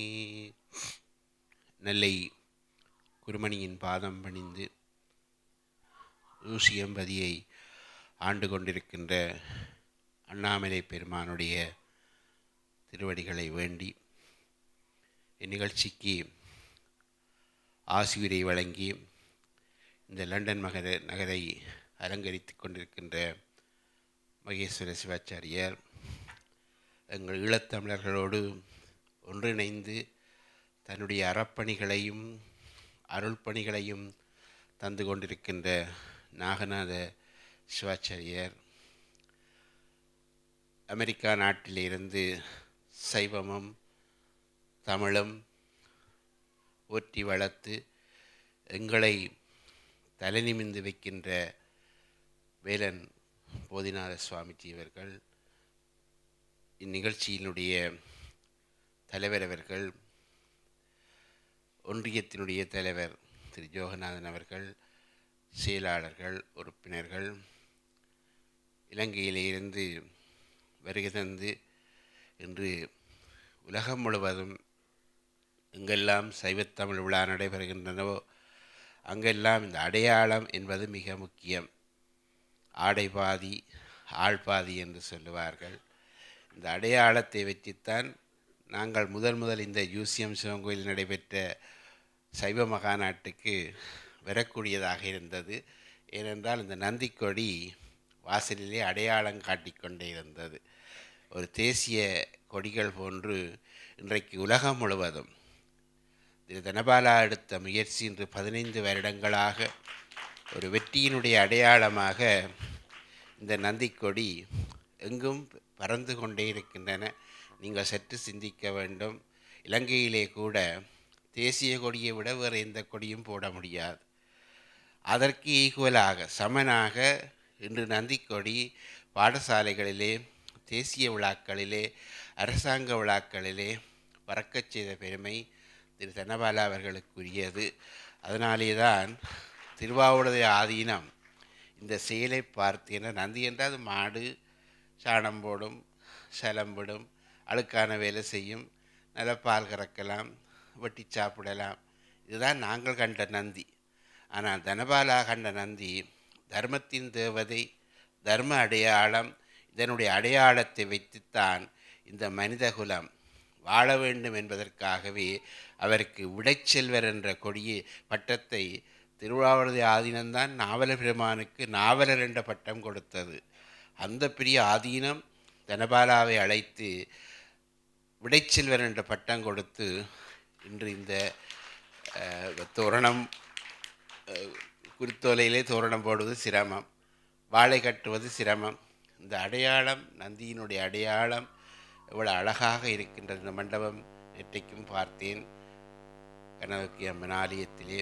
இப்படி இந்த அடையாளத்தை கொண்டு சுமந்து தானும் போவார், போகாமல் இருக்க மாட்டார். போய் எங்காலும் பறக்காமல் இருக்கதோ பறக்க வைத்து, அப்படி ஒரு நல்ல மனிதர். இதை நான் அடிக்கடி சிந்திக்கிறேன். நான் அப்பேற்பட்ட தனபாலா அவர்கள் இந்த ஆலயத்தினுடைய பெருமை ஓதுவாமூர்த்தி அவர்கள் இங்கே அமர்ந்திருந்து உண்மையிலே இங்கே கணேசமூர்த்தி அவர்கள் கூறியது போன்று நானும் விகைப்படைந்தேன். இந்த பழசுகள் எல்லாம் ஈசிஜிஆரில் படுத்திருந்து காலாட்டி கொண்டிருக்கின்ற இந்த பழசுகள் தேவாரம் பாடுகின்றார்களே என்றால் உண்மையிலே இலங்கை தமிழர் எல்லோருக்கும் தெரியும், விட்ட விட்டு கலைஞ்சி போடுவார்கள். உதயன் காணும் சத்தம் போட்டு இருக்கிறீர், இந்த டிவி போடுறதுல சத்தம் போட்டு இருக்கிறீர், வெளியில் போய் இருந்து கத்துமன்னு சொல்லி இந்த பழசுகளை பார்த்து விட்ட விட்டு கலைத்து விடுவார்கள். அப்பேற்பட்ட இந்த பழசுகள் எல்லாவற்றையும் பண்ணோடு, தாளத்தோடு, சுருதியோடு பாட வைக்கின்ற ஒரு பெருமைக்கு எங்கள் ஓதுவாமூர்த்தி அவர்கள் இந்த ஈழத்தமிழர்களுக்கு, உங்களுக்கே தெரியும், இந்த குளிர் நாடு பல துன்பங்கள் பல சோகங்களை தாங்கிக் கொண்டு இவர்களை எல்லாம் வாயை திறக்க வைக்கிறேன்னா பனி உங்களுக்கு தெரியும், வாயை மூடத்தான் வைக்கும். பண்ணோடு பாட வைத்து தாளத்தை போட வைத்து, ஏன்னா நாங்கள் படுற கஷ்டம் உங்களுக்கு தெரியும். இடத்திலே வயது போனவர்கிட்ட ஒரு தேவாரத்தை பாடுண்டா பிள்ளையாக பாடுவாங்க, எல்லாட்டையும் சுருதியை விட்டு பாடுவாங்க, தாளத்தை விட்டு பாடுவாங்க. சொன்னால் எங்களை முடிச்சு பார்ப்பாங்க, நாங்கள் குறை சொல்கிறோம்னு. அப்படிப்பட்ட நிலையில் இருக்கிற எங்களுக்கு இவ்வளோ பேரை உட்கார வச்சு பண்ணோட தாளத்தோட சொற்பிழை இல்லாமல் பாட வைத்த பெருமை ஓதுவாமூர்த்தி அவர்களுக்கு உண்டு. அதை அவர்கள் ஈழத்தமிழர்களுக்காக செய்து கொண்டிருக்கின்றார். என்னுடைய வாழ்த்துக்களும் நன்றிகளையும் இந்த சந்தர்ப்பத்திலே தெரியப்படுத்தி, பிரித்தானிய ஒன்றியம் 18 வருடங்களாக ஒரு இளைஞனை வளர்த்தெடுத்திருக்கின்றது. இங்கே பல குறைகள் முன்வைக்கப்பட்டிருக்கின்றன. நான் குறை சொல்வது அல்ல, சிறப்பைத்தான் சொல்லுவேன். 18 வருடம் ஒரு இளைஞனை வளர்க்க வேண்டும் என்றால் பெற்றோர்களுக்கே தெரியும்.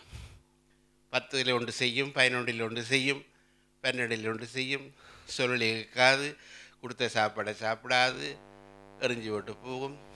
இளைஞனுடைய ஒரு செயற்பாடு. அதுபோலே தான் ஒன்றியமும் பல பல செயற்பாடுகளை முன்வைத்து 18 வருடம் வளர்ந்து இந்த மண்ணிலே, சமயமில்லாத இந்த மண்ணிலே ஒரு இனத்தினுடைய அடையாளத்தை பேணுகின்ற வகையிலே ஒரு மதத்தை மையப்படுத்தி ஒரு 18 வருடங்கள் வளர்ந்து வருகின்றன என்று சொன்னால் உண்மையிலே நீங்கள் எல்லாரும் ஈழத்தமிழர்கள். உங்களுக்கே தெரியும், நான் சொல்ல தேவையில்லை. வெங்கட இளம காலத்திலே கோயிலுக்கு போனால் நாங்கள் என்னத்துக்கு போகிறோம்? நாங்கள் நல்ல புக்க தருவார் ஐயா, மோதம் தருவார், வடை தருவார். இப்போ நானே மணியையாட்ட போனது, பஜனைக்கு போனால் கொப்பி பென்சில் கிடைக்கும். அப்படித்தான் நான் பஜனைக்கு போய் மணியையாவோட சேர்ந்து இன்றைக்கு ஆதீனமாக இருக்கின்றேன். இப்படித்தான் நீங்கள் எல்லோருக்கும் ஒரு வரலாறு இருக்கின்றது. அதனாலே அந்த பிள்ளைகளை நீங்கள் பார்த்து எந்த விமர்சனமும் செய்ய வேண்டாம். இங்கே நான் அதை குருக்கள் ஐயா இந்த மண்ணை சார்ந்தவர், அவருக்கே தெரியும். இந்த இளைஞர்களை பற்றி குறை சொன்னார், ஒன்றும் நடக்காதன்.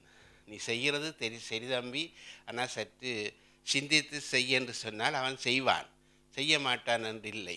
அந்த செயல்பாடு காலப்போக்கிலே அது வெறும் என்பதை நான் உங்களுக்கு சொல்லி வைக்க விரும்புகின்றேன். நேற்றைய தினமும் நான் சொன்னேன், இந்த மண்ணிலே நீங்கள் விதைக்கின்ற விதைகள் எல்லாம் முளைத்து மரமாகித்தான் பயன் தரும், நட்டவுடனே பயன் தராது. நேற்றைக்கு பார்த்தேன் மிக அற்புதமாக நிகழ்ச்சிகள். இந்த குழந்தை பிள்ளைகள் எல்லாம் சுத்த தமிழிலே, இப்போ யாழ்ப்பாணத்தில் இருக்க எனக்கு தெரியும், டீச்சர் பின்னால் நின்று எழுதி வச்ச துண்டில் சொல்லுவா அடுத்த வரி இன்னதன். ஒரு வழிகாட்டல் இல்லை. ஆட்டோமேட்டிக்காக அந்த பிள்ளை அப்படியே வாய்ப்பாடு மாதிரி பாடமாக்கினது அப்படியே ஒப்புவிக்குது. என்ன அது நீங்கள் சிந்திக்க வேண்டும். இன்று நாங்கள் அங்கே படுகிற கஷ்டம் உங்களுக்கு தெரியும். பல கஷ்டம், அரசியல் கஷ்டம், பொருளாதார கஷ்டம், இடம்பெயர்வுகள், பல துன்பங்களுக்கு மத்தியிலே தான் அங்கேயே பணியாற்றி கொண்டிருக்க வேண்டி இருக்கின்றது. அங்கேயே பார்க்கின்ற பொழுது ஆசிரியரை பார்த்து அந்த பிள்ளை பேசும். அப்போ நான் அங்கே எங்களிடத்தையும் பாடசாலைகள் இருக்கின்றன.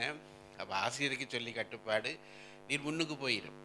அப்போ தான் முன்னுக்குமா பார்த்து பிள்ளை பேசும். இது பின்னுக்கு பார்த்து ஆசிரியர் சரியாக பேசுகிறேன்னு ஒன்று கேட்குறது மாதிரி பிள்ளைகள் பேசிக்கொண்டிருப்பார்கள். ஆனால் நேற்றைய தினம் பார்த்தேன், 7 வயது, 9 வயது, 10 வயது, என்ன சுத்த தமிழிலே, இங்கே ஆங்கிலம் கலந்த தமிழ், ஆனால் சுத்தமான தமிழிலே அந்த குழந்தைகள் எல்லாம் கொடுத்த விடயங்களை, ஒரு அன்பின் அடையாளம் என்ற ஒரு செய்தியை ஒரு ஆசிரியர் எழுதி கொடுத்திருக்கிறார் நினைக்கின்றேன். அந்த பிள்ளை ஒவ்வொன்றாக அடுக்கி சொன்ன அந்த வசனங்களை, நீங்கள் பட்டணத்தாருடைய அந்த நாடகம் பார்த்த நீங்கள், அதனுடைய முடிவை நீங்கள் அறிந்த நீங்கள், ஒன்றும் கொண்டு போவதில்லை, ஒன்றும் கொண்டு வருவதில்லை என்று 4 வயது பிள்ளை சொல்லுது, யாருக்கு 60 வயது தாத்தாவுக்கு. இப்படி அந்த நாடகங்கள் எல்லாம் நல்ல கற்பனையாக இருந்தது. ஏன் சொல்லுகின்றேன் என்றால், குறைகள் நிறைந்து கொண்டே தான் இருக்கும் இந்த உலகத்தில். எதிர்கட்சி இருக்கத்தான் வேண்டும், அப்பொழுதுதான் ஆளுங்கட்சிக்கு பலம். அதனாலே இந்த பிள்ளைகள் அனைவரும் நல்ல முறையிலே பயிற்றப்பட்டு, அந்த ஆசிரியர்கள் அவர்கள் உங்களைப் போலே பல சோகங்களுக்கு மத்தியிலே இங்கே வந்தவர்கள், அந்த பிள்ளைகளை நல்ல முறையிலே பயிற்சி பண்ணி, இந்த மகாநாடு என்ன செய்திருக்கின்றது, யோகநாதன் ஒரு முன்மொழிவை இங்கே சொல்லியிருக்கின்றார். இந்த மகாநாட்டினுடைய பெருமையை நான் நேற்றுணர்ந்தேன். ஒரு இளைஞன் பல நூல்களை தட்டி பார்த்திருக்கின்றான். இங்கே இளைஞர்களுக்கு வேலை வாய்ப்பு உங்களுக்கு எல்லோருக்கும் தெரிந்த விடயம்.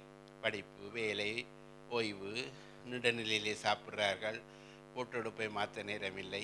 இப்படி வாழுகின்ற இந்த இளைஞர் தலைமுறையினர், நேற்று ஒரு இளைஞன் பேசினான். அவன் பார்த்தேன் பல நூல்களை தட்டி பார்த்திருக்கின்றான். அவன் சொன்ன செய்திகள் எல்லாம் பல நூல்களிலே இருந்து எடுக்கப்பட்டவைகள். இப்படி அந்த இளைஞனையும் இந்த மண்ணிலே தான் நாங்கள் பெற்றிருக்கின்றோம். அதற்காக எந்த குறையுமே இல்லாத ஒரு 18 வருட மகாநாடு இந்த மண்ணுக்கு பெருமை சேர்த்திருக்கின்றன. உண்மையிலே புலம்பெயர்ந்து வாழுகின்ற உங்களுக்கு இதெல்லாம் தேவைதானா என்று நீங்களே ஒரு சற்று சிந்தித்திருப்பீர்கள். எல்லாம் விட்டுட்டு வந்துட்டோமே, நீ என்ன ஐயா போகுது, இனி என்ன தேவை இருக்குது என்று நினைக்காமல், இல்லை இது எங்களுக்கு தேவை, இது எங்களுடைய அடையாளம். இங்கே பார்க்கின்றேன் நான் குறைகள் என்று நீங்கள் நினைக்க வேண்டாம். யாழ்ப்பாணத்திலே எல்லாம் மாறிக்கொண்டே போகின்றது. இன்றைக்கு பஞ்சாபி உடை என்றார்கள், இப்போ கால் சட்டை டிஷர்ட் என்கிறார்கள். ஏன் சொல்கிறேன்னா சாரியெல்லாம் குறைஞ்சு கொண்டு வருது. அரைத்தாவணி போடுகின்ற செயல்பாடு குறைந்து கொண்டே வருகின்றது. கருத்தும் கொள்ள தேவையில்லை. எங்கும் கூட்டம் குறைவுதான். யாழ்ப்பாணத்திலே ஒரு நூல் வெளியிடா 50 பேர் 10 பேர் 15 பேர் தான் இருப்பார்கள். என்றால் நூல் வாங்க போனால் 1000 2000 காசு கொடுக்கணும் என்று வாரது இல்லை. இப்படி அங்கேயே பிரச்சனை இருக்குது. பிரச்சனை இல்லாத உலகம் இல்லை. அதனாலே இந்த மகாநாட்டினுடைய பெருமை உங்களை விட ஈழத்தமிழராக இருக்கின்ற நாங்கள் சந்தோஷப்படுகின்றோம். நேற்று இந்த நபலா சொன்னார், இலங்கையிலே நீங்கள் இந்த மகாநாட்டை செய்ய வேண்டும் என்று. ஏன் சொன்னார் என்றால், நீங்கள் இந்த ஆடைகளோடு இந்த பண்பாட்டு அடையாளங்களோடு அங்கே வந்திருந்து இப்படி ஒரு மகாநாட்டை செய்கின்ற பொழுது போன தமிழாக்கள் மாறையில் நல்லா தனி இருக்கணும். அவை இளைஞ்ச வேறு அப்படிலாம் அந்த உங்களுக்கு இலகுவான தமிழ் தெரியும். இப்படி சொல்லுகின்ற ஒரு சமூகத்தை நாங்கள் விதைக்க வேண்டி அங்கே இருக்கின்றன. நீங்கள் இங்கே வைத்து கொண்டே இருக்கின்றீர்கள். அதற்கு உங்களுக்கு இந்த நாடுகள் எல்லாம் அனுமதி தந்திருக்கின்றன. இங்கே தமிழகத்திலிருந்து திரு நாராயணன் அவர்கள் பேச்சாளராக வந்திருக்கின்றார். அவர் சித்தாந்த கருத்தை உங்களுக்கு முன்வைக்க இருக்கின்றார். சித்தாந்தம் என்ன சொல்லுகின்றது என்பதையும் உங்களுக்கு தெளிவுபடுத்துவார். இந்த ஆடைகள் கூட சித்தாந்தத்திலே மிக வலியுறுத்தப்பட்டிருக்கின்றன. ஒரு சமயவாதி, ஒரு சமூகவாதி, ஒரு தொழில் செய்கின்றவன் அந்தந்த உடைகளிலிருந்து தொழில் செய்கின்ற பொழுது அந்த தொழிலுக்கு ஒரு பெருமை என்பதை சித்தாந்தம் போதிக்கின்றது. அதைத்தான் ஆறுமுகநாதரும் சொன்னார், யோகர் சுவாமிகளும் சொன்னார். அதனால் எல்லா பெரியவர்களும் நமக்கு சொல்லி வைத்திருக்கின்றார்கள். அதை நடைமுறைப்படுத்துவதுதான் மிக கடினம். அது இந்த குளிர் நாட்டிலே இந்த மிக கடினமான 2-3 நாள் வெயில் எல்லாருக்கும் சந்தோஷம். மகாநாட்டினுடைய வெற்றி இந்த வெயில் நல்ல பிரகாசமாக ஒழிக்குது, எங்களுக்கு கொஞ்சம் ஆரோக்கியமாக இருக்குன்னு சொன்னார்கள். அதனால இந்த மகாநாடு வெற்றியோ வெற்றியிலையோ நீங்கள் சொல்லுங்க பார்ப்போம். இந்த வெயில் வந்ததே ஒரு வெற்றியினுடைய அடையாளம்தான். அதாவது இந்த 3 நாள் நல்ல வெயிலில் யாழ்ப்பாணம் போல வெயில் அழகாக இருக்கிறது. அதைத்தான் சைவ சித்தாந்தம் நமக்கு போதிக்கின்றன. சித்தாந்தமும் வாழ்வியலும் நீங்கள் சித்தாந்த நெறி நின்று வாழ்ந்தவர்கள். அதனாலே அந்த கருப்பொருளிலே மீண்டும் மீட்டு பார்த்தல், அரைத்த மாவை திருப்பி அரைத்தல். ஏனென்றால் நல்லா அரைச்சிருந்தால் தான் புளிக்கும். அதனாலே பிரிந்தவர் கூடினால் பேசவும் வேண்டுமோ. பிரிந்த நாங்கள் இன்றைக்கு கொண்டு கூடியிருக்கின்றோம். நான் நேற்று கூறியது போன்று இப்படி மகாநாடுகள் நடைபெறுவதனாலே நாங்கள் எல்லோரும் ஒன்றுபடுகின்றோம். ஓரினம் என்பதை அடையாளப்படுத்துகின்றோம். ஒரு மொழிக்கு கீழே நாங்கள் வாழுகின்றோம் என்பதை உலகத்துக்கு சொல்லுகின்றோம். எங்களுக்கு ஒரு சமயம் இருக்கின்றது, சமயத்துக்குரிய அடையாள சின்னம் இருக்கின்றன. இவற்றை நாங்கள் பேணிக்கொண்டே இருக்கின்றோம். இல்லை நீங்கள் இப்படி இங்கே வெட்டி கட்டக்கூடாது, நந்தி கொடி போடக்கூடாதுன்னு உங்களுக்கு இந்த அரசு சட்டம் போட்டிருந்தால் இவ்வளவு சிரமமாக இருக்கும். அதையெல்லாம் நீங்கள் செய்வதற்கு அனுமதி தந்து உங்களுடைய பிள்ளைங்க தமிழ் பாடசாலைகள் இயங்குகின்றன, இசைக்கல்லூரிகள் இயங்குகின்றன. பிள்ளைகள் மொழி ஆங்கில மொழியாக இருந்தாலும் தங்களுக்கு இன்னொரு மொழி இருக்கின்றது என்பதை உணர்ந்து கொள்ளக்கூடிய ஒரு செயற்பாட்டை இங்கிருக்கின்ற ஆலயங்கள் எல்லாம் நிறைவாக செய்து கொண்டான். ஒவ்வொரு ஆலயங்களிலேயும் பார்க்கின்றேன் தமிழ் வகுப்புகள் நடைபெறுகின்றன, இசை வகுப்புகள் நடைபெறுகின்றன. நேற்று நான் சொன்ன அந்த குழந்தைகள் எல்லாம் இன்னும் அழகாக பாவாடை சட்டை அணிந்து தங்களுக்கு தலையில் பூ வச்சு அவைக்கு ஒரு ஹாப்பி என்ற நேற்று மாற்றுடைய அடைந்தோடனே சந்தோஷம் வரதானே. அப்போ எல்லா பிள்ளைகளும் பார்த்தா வேலை ஹாப்பியாக இருந்துச்சு. நம்ம வெட்டி கட்டி மாப்பிள்ளை மாதிரி வெளிக்கிட்டு வரதான் எங்களுக்கு சந்தோஷமாக இருந்தது. அப்படி சின்ன பிள்ளைகளெல்லாம் ஊக்கப்படுத்துகின்ற ஒரு விழாவாகத்தான் இந்த ஒன்றியம் செய்கின்ற விழா அமைந்திருக்கின்றன. உண்மையிலே பெருமக்களே, நீங்கள் எல்லோரும் அன்றிருந்தது போல் இன்றும் இருக்க வேண்டும் என்பதற்காக இந்த விழாக்கள் ஊடாக எங்களையும் அவ்வளவு சிரமங்களுக்கு மத்தியில் இங்கே சுவாமிஜி அவர்கள் ஹவாயிலிருந்து தன்னுடைய அறப்பணிகளை சரியாக செய்து கொண்டே இருக்கின்றார்கள். இந்த 2 பொருத்தம் என்னவென்றால், அடியேனும் நல்லூருக்குரியவன், சுவாமிகளும் நல்லூர் யோகர் சுவாமிகளுடைய சிஷியனாக இருந்து இந்த 19வது மகாநாடு இந்த 9வது இலக்கம் கொஞ்சம் வில்லங்கம் என்று சொல்லுவார்கள். இந்த இலக்கங்கள் பார்க்குறவங்களுக்கு தெரியும், ஒரு இலக்கங்களுக்கு ஒரு குணம் இருக்கின்றது. இந்த 9 தான் எல்லாத்திலையும் நிறைவு. நவக்கிரகம், நவதானியம், நவசக்திகள், நவகோளங்கள், இப்படி 9 பொல்லாத வில்லங்கமானது. 19வது மகாநாட்டிலே 2 நல்லூருக்கு சொந்தமானவர்கள் கலந்து கொள்ளுகின்றோம். அது மிக நீங்கள் நாங்கள் எதிர்பார்க்கவில்லை. நானும் இங்கே வருவதற்கு இவ்வளோ கஷ்டப்பட்டுத்தான் இந்த நிகழ்ச்சியிலே கலந்து கொண்டேன். சுவாமி அவர்கள் நல்லூருக்கு வந்த பொழுது ஆதீனத்துக்கு வந்து என்ன சொன்னார், உங்களுக்கு விசா கிடைக்க நீங்கள் மகாநாட்டுக்கு கலந்து கொள்வீர்கள் என்ற செய்தியை சுவாமிஜி அவர்கள் அங்கே சொன்ன பொழுது எனக்கு திகப்பாக இருந்தது. சுவாமி எதை வைத்து சொல்லுகிறார் என்று. அப்படி அங்கே சொன்ன வார்த்தை இன்று இங்கே அமுலாகி இருக்கின்றன. 2 பேரும் சுவாமிகள், உங்களுக்கு தெரியாது, நல்லூரிலே வெறும் மேலோட கோயிலை சுற்றி வலம் வந்தார்கள். அப்போ அங்கே இருக்கிறவைக்கு வேணும் புதினமாக இருக்குது, இது வேணும் வறுமையிலோட காவியை கட்டி இருக்கணும், முருகன் வீதியை சுற்றி கொண்டு வரணும் என்று எல்லாரும் ஆச்சரியப்பட்டார்கள். அப்படி வெறுங்காலோட வெறும் மேலோட முருகன் வீதியை வலம் வந்தார்கள். ஏனென்றால் நல்லூரான் வீதி வலம் வந்து வழிபட்டால் வினைகள் போகும் என்று யோகர் சுவாமிகள் சொல்லியிருக்கிறார். விழுந்து கும்பிடு, உன்னுடைய வினை போகும். அந்த செய்தியை சுவாமிஜி அவர்கள் அங்கே வந்து நிறைய அடியார்களோடு இல்லை, அன்றைய 15-20 துறவிகள், டிவோர்ஸ் அடியார்கள் எல்லோரும் வருகை தந்து அந்த ஆலயத்தை வழிபாடு செய்தார்கள். அப்படி சுவாமிஜி அவர்களும் நானும் இந்த 19வது மகாநாட்டிலே எங்களுடைய சித்தாந்தம் பொருளை வைத்து, என்றால் ஆறுமுகநாவலர் இங்கே கந்த புராணம் எங்கள் சொந்த புராணம் என்று சொன்னார் குருக்கள் ஐயா அவர்கள். ஆறுமுகநாவலர் கொண்ட முடிவு கந்தபுராணத்தினுடைய முடிவு. பண்டிதமணி கணபதி பிள்ளைவர்கள் இலக்கிய கலாநிதி அவர்கள் சொன்னதும், யாழ்ப்பாண மண் கந்தபுராண கலாச்சாரம், அதான் கந்தபுராணம் உண்டு, சண்டைப்பிடி கலாச்சாரம் உண்டு. சில பேர் கேட்டார், இந்த சூரம்போர், சிங்கன் போர், தாரகன் போர், அப்போ சண்டை பிடிக்கிறாக்களோ யாழ்ப்பாணம் தாக்கள்? நோ, நான் சண்டை பிடிக்கிறாக்களேப்போ சண்டையை நிப்பாட்டுறாக்கள். அப்படி கந்தபுராண கலாச்சாரத்தோடு வாழ்வதுதான் சைவ சித்தாந்தம். அந்த வாழ்வியலை சொல்லித் தருவதுதான் நம்முடைய தேவார, திருவாசக, ஆலய வழிபாடு, வேத சிவாகமங்கள் எல்லாம் நமக்கு இருக்கின்றன. அவற்றை தொனிப்பொருளாக கொண்டு இந்த மகாநாடு இந்த மண்ணிலே நடைபெற்று கொண்டிருக்கின்ற நேற்றைய தினம் ஒரு வெற்றி மகாநாடு. அதை நீங்கள் உறுதியாக கொள்ளலாம். எல்லா விஷயங்களையும் நான் ஆராய்ந்து பார்த்தேன். எல்லாமே பெர்ஃபெக்ட், சிறப்பாக இருந்தது.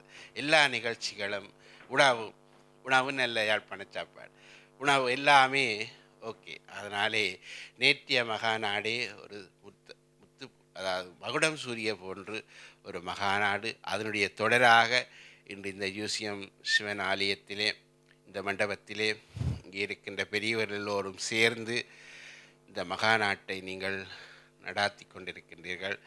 பொதுவாக எங்களுடைய எல்லாரும் பேசிக்கொள்வார்கள், மகாநாடண்ட என்ன கூடியிருந்து விதட்டி போட்டு போவார்கள், இதில் என்ன கருத்து இருக்கிறது என்று சொல்லுவார்கள். ப்ராக்டிக்கல் தியரி என்று உங்களுக்கு இப்போ இங்கே மதமாற்றம் பற்றி பேசப்பட்டது. அந்த மதம் என்ன செய்கின்றது என்றால் 2ஐயும் கொடுக்கின்றது, தியரியையும் கொடுத்து ப்ராக்டிக்கலையும் கொடுக்கு. எங்களுக்கு ப்ராக்டிக்கல் கிடையாது, தியரி நல்லா பேசுவோம், சொல்ல மாட்டோம், செய்ய மாட்டோம், சொல்லி நடத்தவும் மாட்டோம். இதுதான் எங்களுடைய பிரச்சனை. அதற்கு வழி செய்ய வேண்டும் என்பதுதான் என்னுடைய வேண்டுகோள். என்னென்றால் இளைய தலைமுறையினர்கள் சில விடயங்களை தங்களுடைய மனதிலே உறுதியாக வைத்திருக்கின்றார்கள்.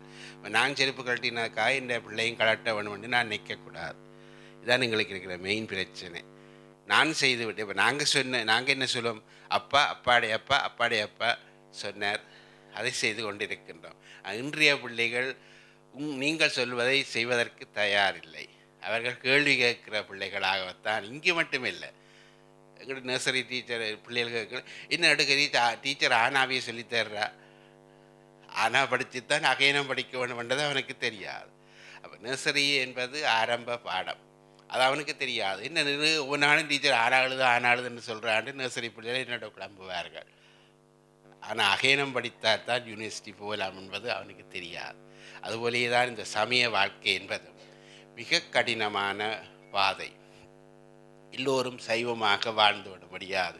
சில பேர் என்னிடத்திலே வருவார்கள், வீட்டில் மாமிசம் சமைக்கணும், தீட்சி எடுக்கிற நமச்சம் சாப்பிடக்கூடாதாமே, சாப்பிட்டால் பேந்து வரலோகம் போயிடாதாமே என்று. நான் மிஸ்டர் அண்ணப்ப நாயனருடைய வரலாறு இருக்கின்றது, சிறுத்தொண்ட நாயனருடைய வரலாறு இருக்கின்றது. இங்கே அன்பிருந்தால் நீ என்னத்தை சாப்பிட்டாலும் உன்னை விட்டு அது விலகும். நீ தீட்சி எடு, மாமிசம் உன்னை விட்டு அது தானாகவே போய்விடும். புராணத்தை கேள், பயனை கேள், அதனூடாக நீ வாழு என்பதான் எங்களுடைய சமயங்கள் சொல்லுகின்ற அடையாளங்கள். அதைத்தான் பெற்றோர்கள் பிள்ளைகளுக்கு சொல்ல வேண்டும். நீங்கள் எந்த நிலையிலிருந்து வாழ்ந்தாலும் இறை நம்பிக்கையோடு, உனக்கு எந்த கடவுள் விருப்பம், எந்த சுவாமி விருப்பம், அந்த நம்பிக்கையோடு நீ வாழ்ந்து கொண்டிரு அப்பா. உன்னுடைய வாழ்க்கை வளமாகி விடுவதான் மண்ணில் நல்ல வண்ணம் வாழலாம். அதற்கு வழிதான் நம்முடைய சமய அடையாளங்கள், சமய போதனைகள், சமய சிந்தனைகள் என்பதை நீங்கள் பிள்ளைகளுக்கு சொல்லிக் கொடுத்து இந்த மகாநாட்டினூடாக அவர்களை உள்வாங்கி அவர்களுக்கு வேண்டிய செயற்பாடுகளை, நேற்றைக்கு ஒரு சகோதரி பேசினா, இளைஞர்களை உள்வாங்குவதில்லை என்று. இளைஞர்கள் வந்தால் என்ன செய்வார்கள் உங்களுக்கே தெரியும். அவன் சும்மா கட்சி கொண்டு இருப்பான், கூட படிப்பு நான் உள்ளுவான் கிள்ளுவான். அப்போ இப்போ பழசுகள் பெருசியவர்கள் பேசுவார்கள். பேசினோன்னா 2 பேருக்கும் முரண்பாடு வந்துடும். முரண்பாடு வந்தோடனே அவன் விட்டுட்டு போடுவான். இதான் நடக்கிற இயற்கை. கோயிலை விட இல்லாடாமல் குழந்தை பிள்ளையதோ ஓடியாடி விளையாடுவார்கள். அதுக்கு ஃப்ரீ லைஃப் கொடுக்க வேணும், கொஞ்சம் சுதந்திரம் கொடுக்க வேண்டும். இல்லாவிட்டால் இதையும் சாதிக்க முடியாது. அதனால் பெற்றோர்களே, உங்களுக்கு ஒரு பொறுப்பு இருக்கின்றது. உங்கள் பிள்ளைகளை நீங்கள் வளர்ந்தது போன்று வளர்க்க வேண்டும் என்று நினைப்பது தவறு. இப்போ எங்களுடைய காலங்களிலே அது அப்புசாமின்ற தொடாத பொங்கலுக்கு வச்சுருந்தா நாங்கள் கடவாப்பி பயிறு சர்க்கரை எடுத்து சாப்பிடப்போம். அது அப்புசாமின்ற தொட்டின்னா வயிற்றுக்க வலிக்கும், வயிற்றுக்க குத்துமென்று தான் பாட்டியை தாத்தா சொல்லுவார்கள். அப்போ அப்புசாமி என்பது யாருன்னு தெரியாது. ஒரு பொருளை உதாரணப்படுத்தி எங்களை பயப்படுத்துவார்கள். அதுக்காக இந்த பிள்ளைகளை நீங்கள் பயப்படுத்த வேண்டாம், சும்மா வரலாறு உங்களுக்கு சொல்லுகின்ற அப்படி வளர்ந்தவர்கள் தான் ஈழத்தமிழர்கள். அதனாலே உங்களோட பிள்ளைகள்கிட்ட பெருசாக எதையும் எதிர்பார்க்காமல் சிறிய விடயங்களை சொல்லி அவர்களை ஊக்கப்படுத்தி இந்த சமய வாழ்க்கை வாழ்வதற்குரிய வழிகளை இந்த பிரித்தானிய ஒன்றியம் செய்கின்ற இந்த மகாநாட்டினூடாக அவர்களுக்கும் பங்களிப்பு கொடுத்து அவர்களையும் உள்வாங்கி, இங்கே தலைவர்கள் குறிப்பிட்டார்கள் உற்சவ காலங்களிலே வருவார்கள். உற்சவ காலங்களில் என்ன சந்தோஷம்னா இங்கே மட்டும் இல்லை, அங்கேயும் தானே என்ஜாய் பண்ணலாம். ஐஸ்கிரீம் சாப்பிடலாம். இப்போ நல்லூருக்கேன்னு வந்தீங்கன்னா ஐஸ்கிரீம் குடிக்கலாம். கடையில் கச்சான் வாங்கி இந்த வீதி மண்ணிலேருந்து சாப்பிட்டு அதை போல ஒரு சுகம் இல்லையென்று தான் இந்த நாட்டில் இருக்கிற சொல்கிறார்கள். அதுதான் சந்தோஷம். என்ன அப்போ நாங்கள் சொல்லுவோம், கச்சங்கோது வீதியில் போடாத, கோயிலுக்குள்ள கரைச்சி சாப்பிடாத, கோயில் அடக்காதேன்னு சொன்னால் அவனுக்கு டோன் போறீங்க. அதை பற்றி பிரச்சனை இல்லை. தான் எதற்கு வந்தவனே அதை செய்து போட்டு போயிடணும். அதனால் வேண்டிய சந்தோஷம். அதை நீங்கள் விட்டு கொடுக்க வேண்டும். அப்படி பிள்ளைகளை வளர்க்கிறது மிக டெக்னிக், அதாவது உங்களுக்கு தெரியும், இல்லை தந்திரமாகவே அவைகளை அணுக வேண்டும். அந்த வகையில் இந்த மகாநாடு ஒரு வெற்றி மகாநாடு என்பதை ஈழத்திலிருந்து வருகை தந்திருக்கின்ற அடியேன் முன்மொழிகின்றேன். நீங்கள் தொடர்ந்தும் இந்த மகாநாடுகளை நடாத்தி அடுத்த சமூகத்துக்கு இதை கொண்டு செல்ல வேண்டும். வாழையடி வாளியாக நாங்கள் வளர்ந்து வந்து நாங்கள் அந்த இங்கே நேற்று ஐயா சொன்ன வாழை கொட்டை போட்டால் வாழை விதைத்தால் விதைக்காது, அது வாழை அடியிலிருந்து குட்டி வந்து கொண்டே இருக்கும். அதுபோல வாழையடி வாளியாக வந்த சமூகம் இந்த இனம். அதனாலே என்றும் உங்களுக்கு எதையும் சூரன் வெட்ட முளைத்தவன். நீங்கள் கதாபுராணம் படித்தவங்களுக்கு தெரியும், சூரனை வெட்ட முளைத்தவன். அப்படிப்பட்ட ஒரு வரலாறை கொண்ட இனம் இந்த தமிழினம். இங்கே கணேசமூர்த்தி அவர்கள் சொன்னது போன்று மிக நேற்றும் நான் சொன்னேன், துன்பம் இன்றும் இருந்து கொண்டே இருக்கின்றன. யுத்தம் முடிந்து விட்டது, சத்தம் முடியவில்லை. என்ன சத்தம் என்று உங்களுக்கு தெரியும். இன்னும் இடம்பெயர்ந்த மக்கள் சொந்த நிலங்களுக்கு போகவில்லை. அப்போ நீங்கள் கேட்டால் நாங்கள் என்ன செய்கிறதற்கண்டு, நீங்கள் அதுக்கு என்ன செய்யலாம் என்பது உங்களுக்கும் தெரியும். எங்களுடைய பிரச்சனை இன்னும் வளர்ந்து கொண்டே போகின்றன. அதற்கு என்ன காரணம் என்று இறைவனிடத்திலே தான் நாங்கள் மன்றாடிக்கொண்டே இருக்கின்றோம்.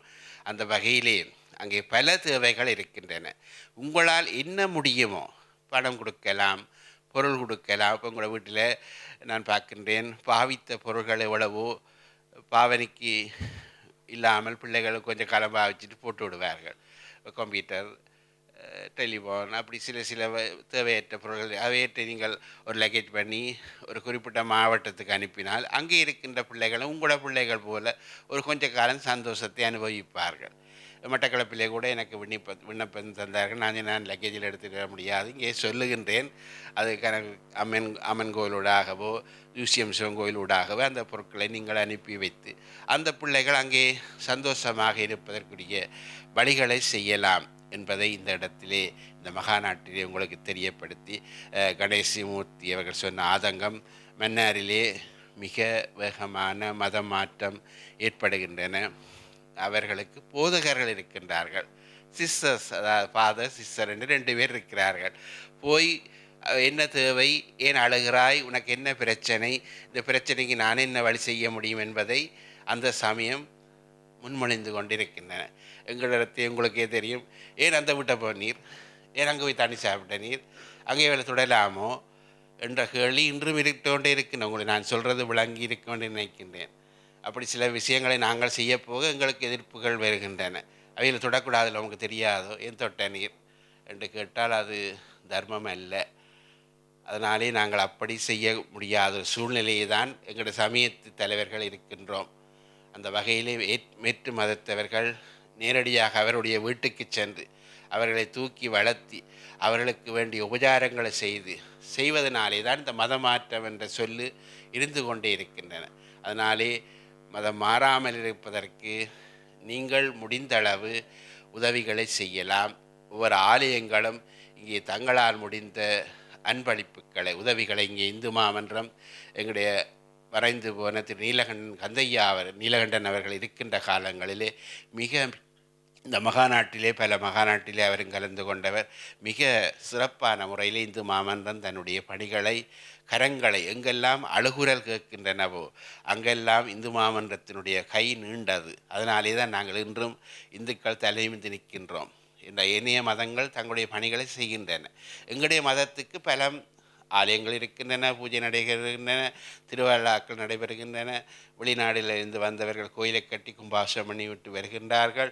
ஆனால் அதற்கு தொடர்ச்சியான ஒரு பணி அங்கே இந்து மாமன்றம் கை கொடுத்து கொண்டே இருந்தன. இன்றைக்கு பல மாவட்டங்களிலே தெற்கிலே கூட பல இந்து ஆலயங்களுக்கு பல பிரச்சனைகள், வடக்கிலே கிழக்கிலே மன்னாரிலே நீங்கள் பத்திரிகையில் படிக்கின்றீர்கள், பல இந்து ஆலயங்கள் உடைக்கப்பட்டன. அதற்கெல்லாம் நீலகண்டன் ஐயா அவர்கள் இருக்கின்ற பொழுது குரல் கொடுத்து ஜனாதிபதி மூலமாக பாதுகாப்பு அமைச்சர் ஊடாக அதற்குரிய சட்ட நடவடிக்கைகளை எடுக்கக்கூடிய ஒரு நீலகண்டன் என்று இல்லை.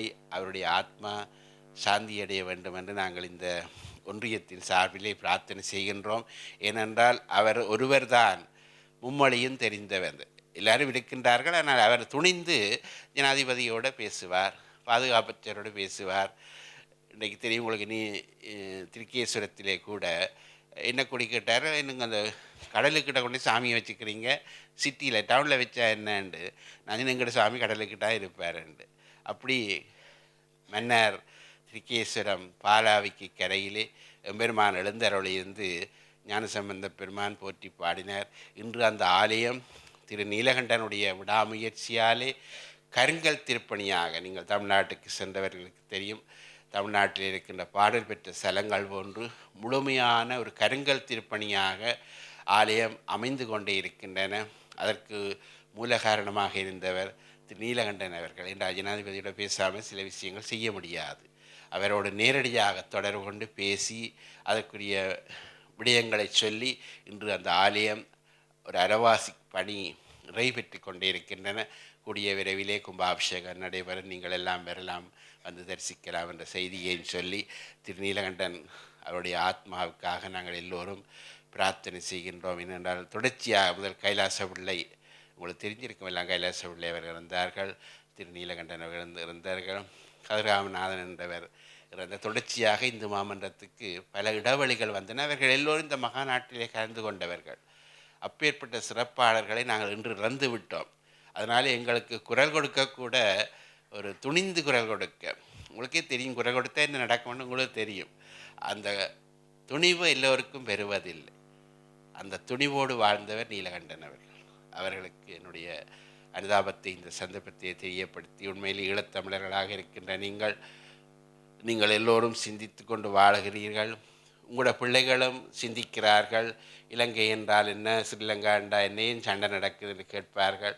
அப்பேற்பட்ட ஒரு நாட்டிலிருந்து நான் வந்திருக்கின்றேன். இங்கே கணேசமூர்த்தி அவர்கள் வைத்த அந்த முன்மொழிவை நீங்கள் அங்கீகாரம் கொடுத்து ஆலயங்கள் ஊடாக இந்த அறப்பணிகளை தொடர்ந்து செய்ய வேண்டும் என்று இந்த மகாநாட்டிலே உங்கள் அனைவரையும் கேட்டு மீண்டும் இந்த மகாநாடு தொடர்ந்து நடைபெற வேண்டும். அடியேன் வருவேனோ தெரியவில்லை, என்னால் உடல் நலம் இயலாது. இன்னும் எத்தனையோ ஆதீனங்கள் இருக்கின்றன, அடியார்கள் இருக்கின்றார்கள். அவர்கள் எல்லோரையும் அழைப்பித்து இந்த மகாநாடு தொடர்ந்தும் இந்த மண்ணிலே நடைபெற வேண்டும். அதனூடாகத்தான் உங்களுடைய பிள்ளைகள், உங்களுடைய பேரப்பிள்ளைகள், உங்களுடைய அடையாளம், உங்களுடைய வழிபாடு, உங்களால் ஆரம்பிக்கப்பட்ட இந்த ஆலயங்கள், இங்கே இருக்கின்ற சிவாச்சாரியார்கள் உங்களை நம்பித்தான் இருக்கின்றவர்கள். இந்த பணியில் ஒருமுறையுடன் இருப்பார். எனக்கு ஆச்சரியமாக இருக்குது. எல்லோரும் மூடி கட்டி கொண்டு இருக்கிறார்கள். குருக்கள் ஐயா ஒருமுறையுடன் இருப்பார். அப்படிப்பட்ட ஒரு பணியை செய்து கொண்டிருக்கிறார்கள் குருமார்கள் எல்லாம் உங்களுக்காக. நான் நீங்கள் அந்த தவறை பாதை மாறிவிடக்கூடாதுன்றக்காக உங்களை இறை நம்பிக்கையோடு இறைவனுடைய அப்போ நீங்கள் போய் நாங்கள் சாமியை கும்பிட்டு இடம்பெயர்ந்து வந்து நாங்கள் சுவாமி தான் இடம்பெயர்ந்து அனுப்பினது. இங்கே போய் நீங்கள் கொஞ்சம் காலம் கப்பியாக இருக்கட்டும் என்று அந்த நம்பிக்கையோடு வாழ வேண்டும் என்பதற்காக குருமார்களும் உங்களுக்காக பணி செய்து கொண்டிருக்கிறார்கள். அவர்களுக்கும் என்னுடைய வாழ்த்துக்களையும் நன்றிகளையும் இந்த சந்தர்ப்பத்திலே சொல்லி, அடியார் பெருமக்களே, எதையும் கொண்டு வந்ததில்லை, எதையும் கொண்டு போவதில்லை. விழிக்கு துணை திருமண பாதங்கள், மெய்மகுன்றா முடிக்கு துணை முருகா என்னும் நாமங்கள், முன்பு செய்த பழிக்கு துணை அவன் பன்னிருதோடும் பயந்த தனி வழிக்கு துணை. நீங்கள் நல்லா எல்லாருக்கும் பாட்டு தெரியும். பயந்த தனி வழி, பயமண்டா எப்படி வழி? கண்ணாடி வராது, டோய்ச்சல் வராது, பிடித்த பிரம்பு வராது, கட்டின மனைவி வரா, பெத்த பிள்ளை வராது, கட்டின வீடு வராது, ஓடின கார் வராது, எல்லாம் ஆங்காங்கே ஸ்தம்பிதப்பட்டு விடும். நாங்கள் போகிற வழி பயந்த தனி வழி. அருணகிரிநாதர் எவ்வளவு கற்பனையாக சொல்லியிருக்கிறார். அந்த வழிக்கு யார் துணை? இறைவன்தான் துணை. வேலுண்டு மயிலில்லை, பயமுண்டு வினையில்லை என்ற வகையிலே எம்பெருமானுடைய துணைதான் நமக்கு வேண்டும். அதனாலே நாங்கள் எதையும் கொண்டு போவதில்லை, எதையும் கொண்டு வந்ததில்லை, வெறுங்கையோடு தான் போவோம். சில பேர் உங்களுக்கு தெரியும், தமிழாக்கள்கிட்ட காப்பவுன் அரைப்பவுன் கிடந்தால் கலட்டி போட்டுத்தான் விடுங்கோண்டு சொல்லுகிற இனம்தானே நாங்கள். அதனாலே எதையும் நாங்கள் கொண்டு போக மாட்டோம், எதையும் நாங்கள் கொண்டு வந்ததும் இல்லை. இங்கேயே தேடினோம், இங்கேயே விதைத்து விட்டு நாங்கள் போவதுதான் இந்த வாழ்க்கை. அதனாலே பெருமக்களே, நீங்கள் எல்லோரும் அந்த எண்ணத்தோடு இறைவனுடைய ஆசீர்வாதத்தோடு இந்த உலகத்திலே சாந்தி சமாதானம் நிலவ வேண்டும். ஈழத்திலே தமிழர்களுடைய எண்ணங்கள் நிறைவேறி எல்லோரும் அமைதியாகவும் சந்தோஷமாகவும் சக வாழ்வோடும் வாழ வேண்டும் என்று நீங்கள் உங்களுடைய பிரார்த்தனையிலே வேண்டிக் கொள்ள வேண்டும் என்று கேட்டு, இந்த மகாநாட்டிலே அடியேனும் கலந்து கொண்டது எனக்கு மகிழ்ச்சியை தருகின்றன. யாழ்ப்பாணத்திலிருந்து வருகை தந்து இந்த மகாநாட்டை பார்த்து ரசித்து உங்களோடு சேர்ந்திருந்து வாழுகின்ற இந்த நாள் எனக்கு மிகவும் மகிழ்ச்சியான நாளாக இருக்கின்றன. பல கஷ்டங்களுக்கு மத்தியிலே தான் இங்கே வர வேண்டியிருந்தன. அங்கே நிகழ்ச்சிகள் தொடராக இருக்கின்றன. அவற்றுக்கெல்லாம் விட்டு புள்ளி வைத்து விட்டு இங்கே வந்து உங்களோடு சேர்ந்து இந்த மகாநாட்டிலே கலந்து கொண்டது எனக்கு மகிழ்ச்சியை தருகின்ற செய்தியை சொல்லி, ஆதீனமும் வளர்ந்து வாழ வேண்டும், அதற்கு நீங்கள் எல்லோரும் பெற வேண்டும். அங்கே தங்கியிருக்கலாம், அங்கே வகுப்புகள் நடைபெறுகின்றன, அவற்றை நீங்கள் பார்வையிடலாம். அந்த செய்தியை இந்த இடத்திலே தெரியப்படுத்தி திருக்கோயில் ஒன்றியத்துக்கு என்னுடைய வாழ்த்துக்களை கூறி, மீண்டும் நேற்றைய போல லண்டன் வாழ் சைவத்தமிழ் மக்கள் எல்லோருக்கும் என்னுடைய வாழ்த்துக்கள் அல்ல, ஞானசம்பந்தருடைய வாழ்த்துக்கள். ஏனென்றால் ஞானசம்பந்தருடைய பெயரினாலே ஆரம்பிக்கப்பட்ட ஆதீனம் செங்கல்லினாலே சுண்ணாம்பு கற்களினாலே இருந்த கட்டிடத்தை இன்றைக்கு 2 மாடி கட்டிடமாக அழகான 2 நந்திகள் அங்கே அழகுபடுத்தி கொண்டே இருக்கின்றன. அழகான ஒரு கட்டிடத்தை யாழ்ப்பாண மண்ணிலே இன்றைக்கு ஒரு சமய நிறுவனத்துக்கு, என்னென்னால் உங்களுக்கே தெரியும், போப்பாண்டவர்களுக்கு பாண்டவர்களுக்கு இங்கே ஆயர்களுக்கு எல்லாம் தனித்தனி வீடுகள் அமைக்கப்பட்டிருக்கின்றன. அதுபோல மகாநாயக்கர்கள் பௌத்த சமயத்தவர்களுக்கெல்லாம் தனியாக வாகனங்களை வைக்க சொந்தமாகவே அரசாங்கம் கொடுத்திருக்கின்றன. அதுக்கு டேக்ஸ் இல்லை, வரி இல்லை, இலவச எரிபொருள் எல்லாத்தோடையும் அவர்கள் சுதந்திரமாக அந்த மண்ணிலே இருக்கின்றார்கள். அந்த நிலையிலே இன்றைக்கு ஆதீனமும் இருக்க வேண்டும் என்று அந்த கட்டிடத்தை மிக அழகாக அமைத்து தந்த லண்டன் வாழ் சைவத்தமிழ் மக்கள் எல்லோருக்கும் என்னுடைய நன்றிகளையும் வாழ்த்துக்களையும் கூறுகின்றேன். உங்களுடைய கட்டிடம், உங்களுக்காக அமைக்கப்பட்ட இடம், நீங்கள் இடம்பெயர்ந்து வந்த அடையாளமாக அந்த கட்டிடம் இவ்வளவு காலம் அந்த மண்ணிலே இருக்குமோ, முருகன் இருக்கும் வரைக்கும் நல்ல ஆதீனம் இருந்து கொண்டே இருக்கும். அன்றைக்கெல்லாம் உங்களுடைய பேரை சொல்லிக்கொண்டே இருக்கும். நாங்கள் பேர்பலகையிலே எழுதப்பட்டிருக்கின்றது லண்டன் வாழ் சைவத்தமிழ் மக்களுடைய டொனேஷன் அன்பளிப்பு என்று இந்த கட்டிடத்துக்கு. அப்பேற்பட்ட ஒரு சிறப்பை கொண்ட இந்த சைவத்தமிழ் மக்கள் எல்லோருக்கும் என்னுடைய வாழ்த்துக்களையும் நன்றிகளையும் கூறி நீண்ட உரையை ஆற்றிவிட்டேன் என்றால் சில விடயங்களை சுட்டி காட்ட வேண்டியிருந்தது.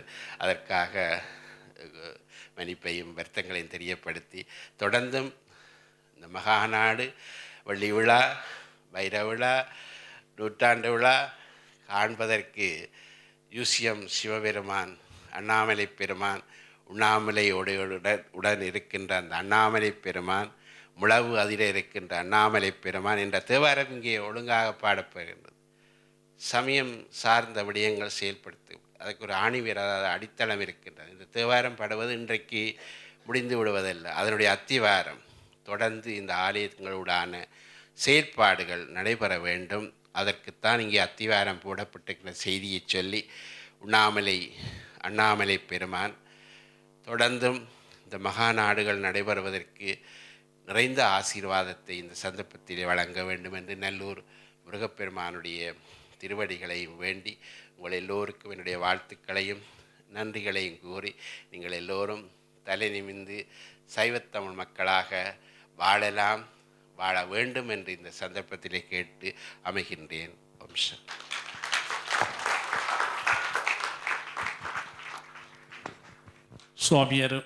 சுவாமிகள் அருமையான கருத்துக்களை சொன்னார். அதை நான் விமர்சித்து கொண்டிருக்க நேரம் போதாமல் இருக்கின்றது.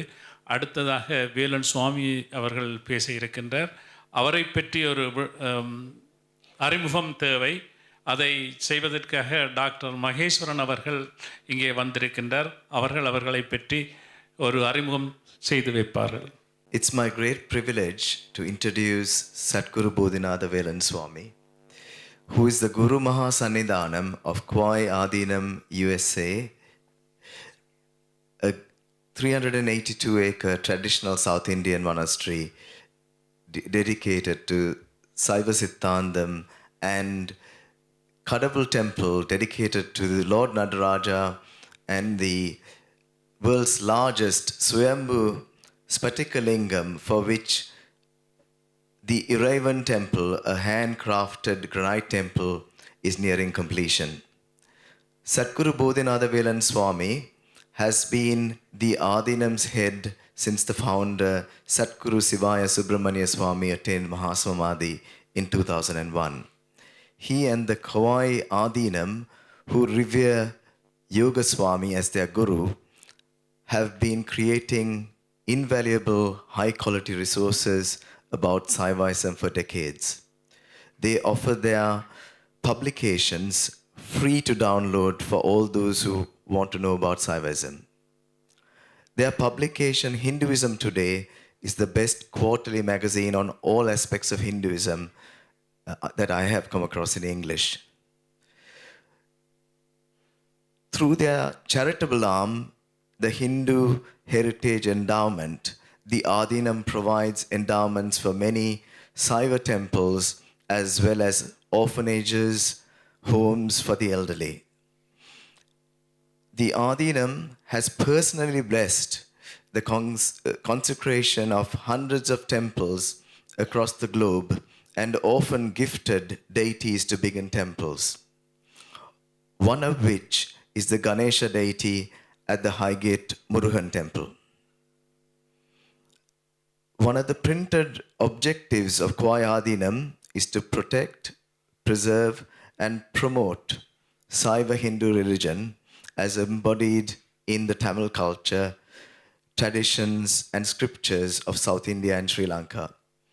They go on to say that they unequivocally orientated serving to those of Tamil descent, especially those from Sri Lanka.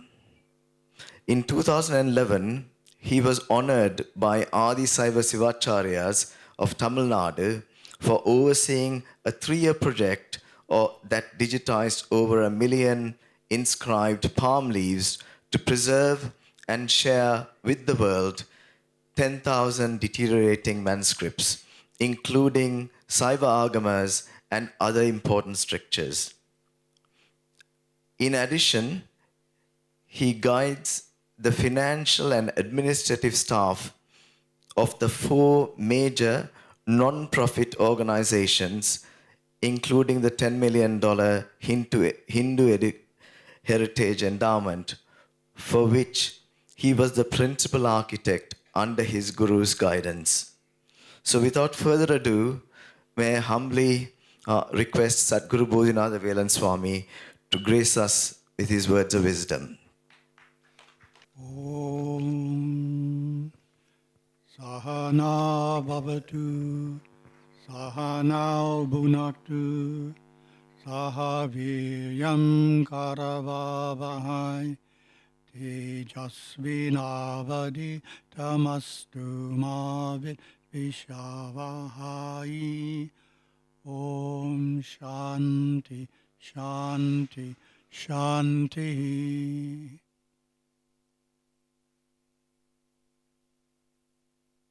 Respected Swamiji, Shivacharyas, temple trustees, devotees, we're very happy to be here this morning and have an opportunity to share a few thoughts with you. Going to give an introduction. This is the same as yesterday's introduction, so the whole talk isn't. So those of you who heard my talk yesterday, don't worry, it's quite different, but the introduction's the same, because many of you weren't here at the event yesterday. 2 months ago in February, we took a group of 66 devotees to Sri Lanka on pilgrimage. Our primary focus was to worship at the major temples in Jaffna, such as Nallur, Mavidapuram, Naugaleshwaram, as well as the shrines for our Guru Parampara of Yogaswami at Kolumbutarai, Chelapaswami, and Kadait Swami. We also visited the home of our co-guest speaker, the Kartar of Nalayadinam, attended a very elaborate Shiva Puja there and had a meaningful discussion with him. For our program, the first event was in Colombo. Colombo at Saraswati Hall, and was organized by the All Ceylon Hindu Congress. I heard you referring to the late Mr. Neelakantan there, yes. And at the event, I gave a talk with Tamil translation and would like to read the first 2 sentences of that talk, which sets the mood. The temple has a greater importance in the Saiva Samyam than in many Hindu traditions. I like to describe the Saiva Samyam as temple-centric. Centers around the temple. You can't practice Saiva Samyam without a temple. Yesterday, my talk covered the importance of the temple, and today we're covering a related subject, because the temple isn't the only religious structure we need to focus on. We need to focus on the temple in the home, which we call the home shrine. We recently introduced our own Saiva Vinavidai, or Catechism on the Saiva Samyam, written for teenagers, which is entitled Path to Shiva, and our presentation this afternoon will be an introduction to that book. We published the English version about 2 years ago, and the Tamil version is being printed in Malaysia this month and should be ready in a few weeks. Well, before reading about the home shrine, in terms of my topic, Securing Saivism for the Next Generation, it's crucial to provide an intellectually clear and convincing description of both the temple and the home shrine and how they function to the next generation of Saivites. In other words, those under a certain age want to know why. They need a good reason.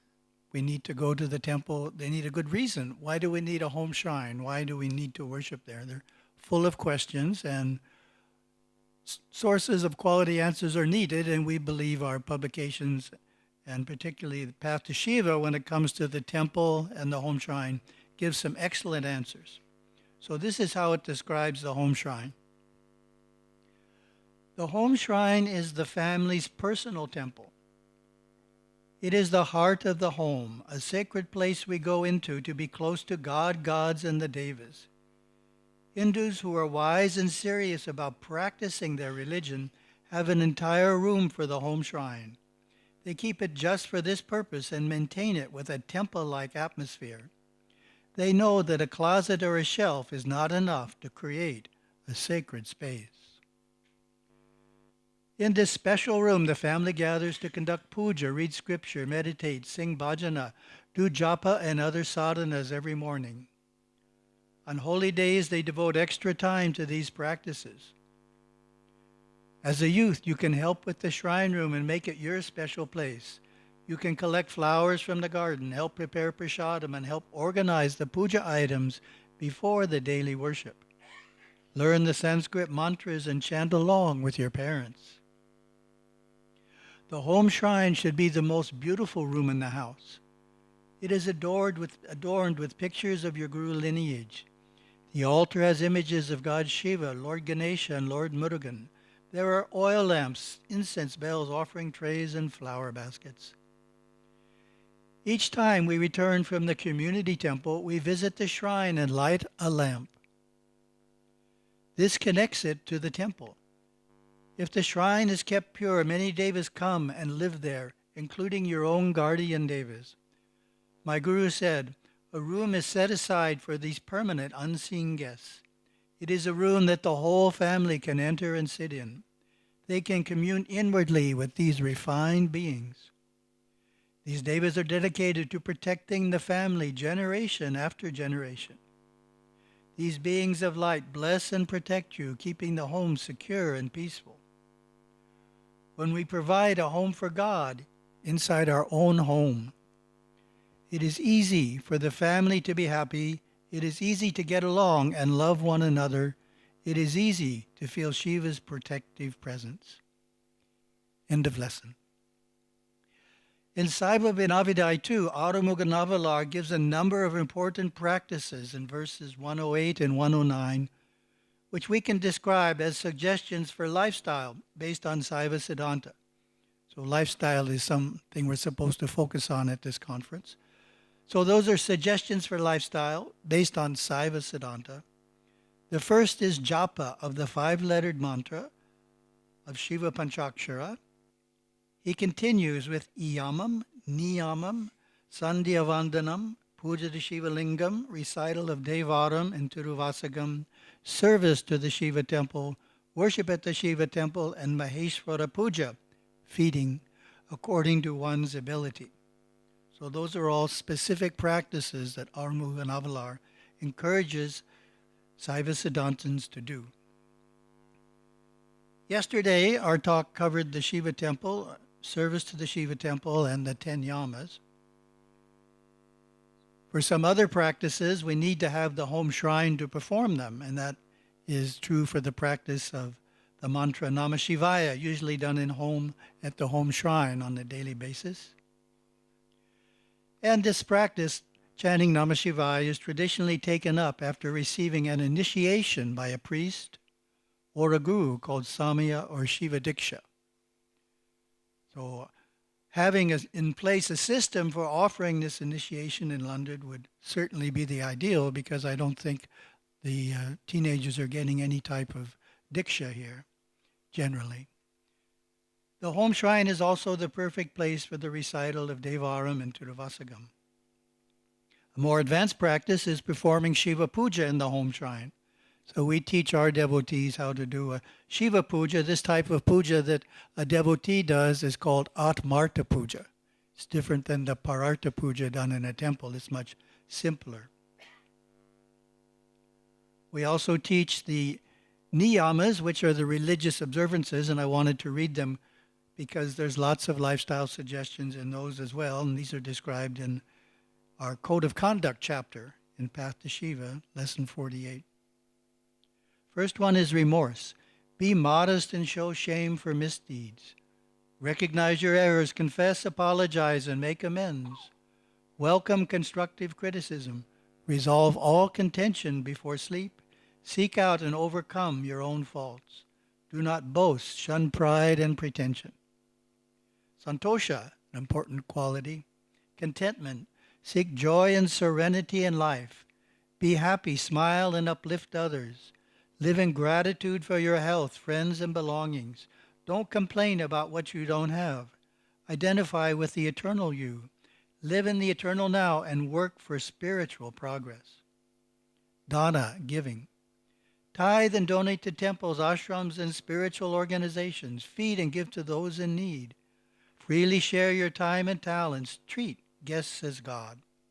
Astikya, faith. Believe firmly in God, gods, and Guru and your path to enlightenment. Trust in the scriptures and traditions. Be loyal to your lineage, one with your Satguru. Don't make friends with those who try to break your faith. Practice devotion and sadhana to build faith. Avoid doubt and despair. Ishvara Pujana, worship of the Lord. Worship and meditate daily. Offer fruit, flowers, or food daily at the home shrine. Learn a simple puja. Visit the shrine when leaving home and returning. Siddhanta Shravana, scriptural listening. Study the teachings and listen to the wise of your lineage. Carefully choose a guru, then follow his path, and don't waste time exploring other ways. Listen to readings and inspired talks by which wisdom flows from the knower to the seeker. Mati, cognition. Develop a spiritual will and intellect with your Satguru's guidance. Strive for knowledge of God. To awaken the light within, seek the lesson in each experience to understand life and yourself. Cultivate intuition through meditation. Vrata, sacred vows. Take and fulfill religious vows, rules, and observances.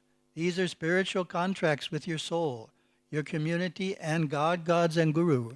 Fast periodically, pilgrimage yearly. Uphold your vows strictly, be they chastity, marriage, monasticism, non-addiction, tithing, loyalty to a lineage, vegetarianism, or non-smoking. Japa, recitation. Recite your holy mantra daily as instructed by your Guru. Bathe first, quiet the mind, and concentrate fully to let japa harmonize, purify, and uplift you.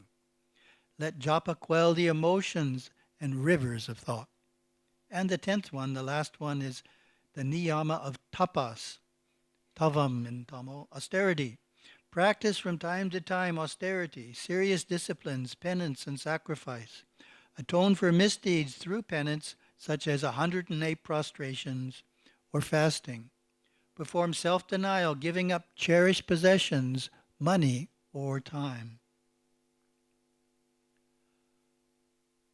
A thought I had that was an efficient way to teach yamas and niyamas and other practices to the younger generation is the suggestion of having a joint summer camp of all temples once a year. I know it's hard for many temples to try and teach the youth on a weekly or monthly basis, but perhaps if all the temples got together and created a joint summer camp, it could be a way that the children could learn these things in a more organized and fun way.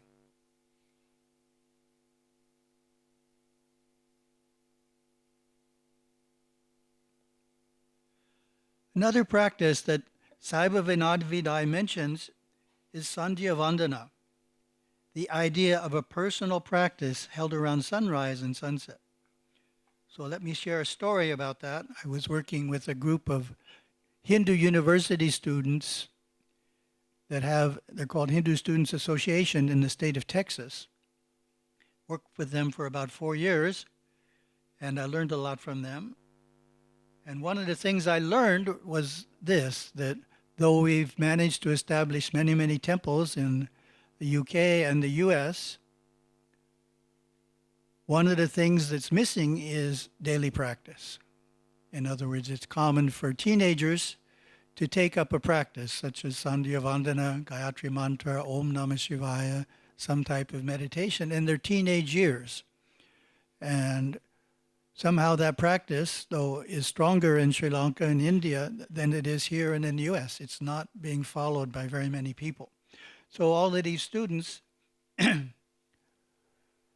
were going to the university for 4, 6, 8 years and weren't doing any daily practice, and most of them also weren't going to a temple, because temples in the US are very, very far spread out, not like here. So when I realized that, I created a spiritual workout. It's called a 10-minute spiritual workout. It's an exercise that is a mobile app. We don't have a younger group here, so you may not be familiar with mobile apps, but mobile apps are something on your smartphone that gives you the information to do something. So in this case, it's a mobile app for a 10-minute a day practice. So we created that. And the idea is called sadhana, doing a regular practice every day. And this is how we describe sadhana in our Path to Shiva. There are 3 dimensions to our being: physical, emotional, intellectual, and spiritual. All 3 need attention for optimum health. Exercise strengthens our physical body. Learning and practicing self-control expands and enhances our emotional, mental capacity. And through sadhana, spiritual practice, daily practice, we exercise our spiritual nature by taking time to experience it. Most of the time, we are so wrapped up in our outer nature that we are hardly aware of our deep, glorious inner reality. This can go on life after life, as many people only begin to think of greater realities when nearing the point of death. We give time to our spiritual nature by performing religious activities, ideally as a daily vigil or spiritual exercise. During this time alone, we can focus on life's inner purpose, which is to make spiritual progress. Puja, japa, scriptural study, hatha yoga, and meditation are all forms of sadhana that can be done during this daily practice. Some may be assigned by the Guru as a one-time practice, and a popular sadhana is chanting Om 108 times each day. The 10-minute spiritual workout is becoming popular in today's busy world. These times of quiet retreat from life's hustle and bustle are underrated and their benefits overlooked. Sadhana builds willpower, faith, and confidence in oneself and in God, gods, and Guru. It harnesses our instinctive intellectual nature, allowing unfoldment into the superconscious realizations and innate abilities of the soul. My Guru said, through sadhana we learn to control the energies of the body and nerve system, and we experience that through the control of the breath, the mind becomes peaceful. Sadhana is practiced in the home, in the forest, by a flowing river, under a favorite tree, in the temple, in gurukulas, or wherever a pure, serene atmosphere can be found, unquote. And of course, Yogaswami directed his devotees to follow the sadhana marga. It's a term he used. Sadhana marga, a path of religious effort all through life. For the next idea, I'd like to draw on the teachings of Yanaguru Yogaswami. Yogaswami gave different people different sadhanas, spiritual disciplines, they could follow to make spiritual progress. Shiva Thondu, service to God Shiva, was one of 2 medicines he most frequently administered. The second was Shiva Dhyana, meditation on God Shiva. Let's look in more depth at the sadhana of Shiva Thondu. As we know, it means service to God, and one who performs the service is called a Shiva Thonda or Sivanadiyar, which literally means a devoted servant of God. The term conveys a mystic relationship between the devotee and God, in which all spiritual, mental, and physical actions are perceived as fulfilling the will and design of God. The fact that the institution Paramaguru Yogaswami founded is named Shiva Thondan Nilayam shows how central this concept was in his teachings. And then there's an important statement about Shiva Thondan, Shiva Thondar, in the 3rd Nachintanai, which is simple enough that I can read the Tamil. Nangal Sivanadiyar, Nangal Sivanadiyar, Nangal Sivanadiyar, Nangal Sivanadiyar. Idu Saraya, Idu Kiriyai, Idu Yogam, Idu Yanam, Idu Mandaram, Idu Tandaram, Idu Marandu. That's one I practiced. So, of course, we know that's he's referring to Charya Kriya Yoganyana, Sarya Kriya Yogam Yanam, Tamil, which is the entire spiritual path in Saiva Siddhanta. Spiritual path has 4 stages, so this is the entire path. So he's saying the key to the entire path is being a devoted servant of Lord Shiva. If you can do that, then your progress will work out well. Yesterday's talk presented the first aspect of being a Sivanadiyar, which is turning your work into worship, or swadharma. Normally we think of our work as just our profession, but when we learn to look at it the way great souls like Yoga Swami describe it, it's actually the fulfillment of Dharma. We call that Swadharma, our work.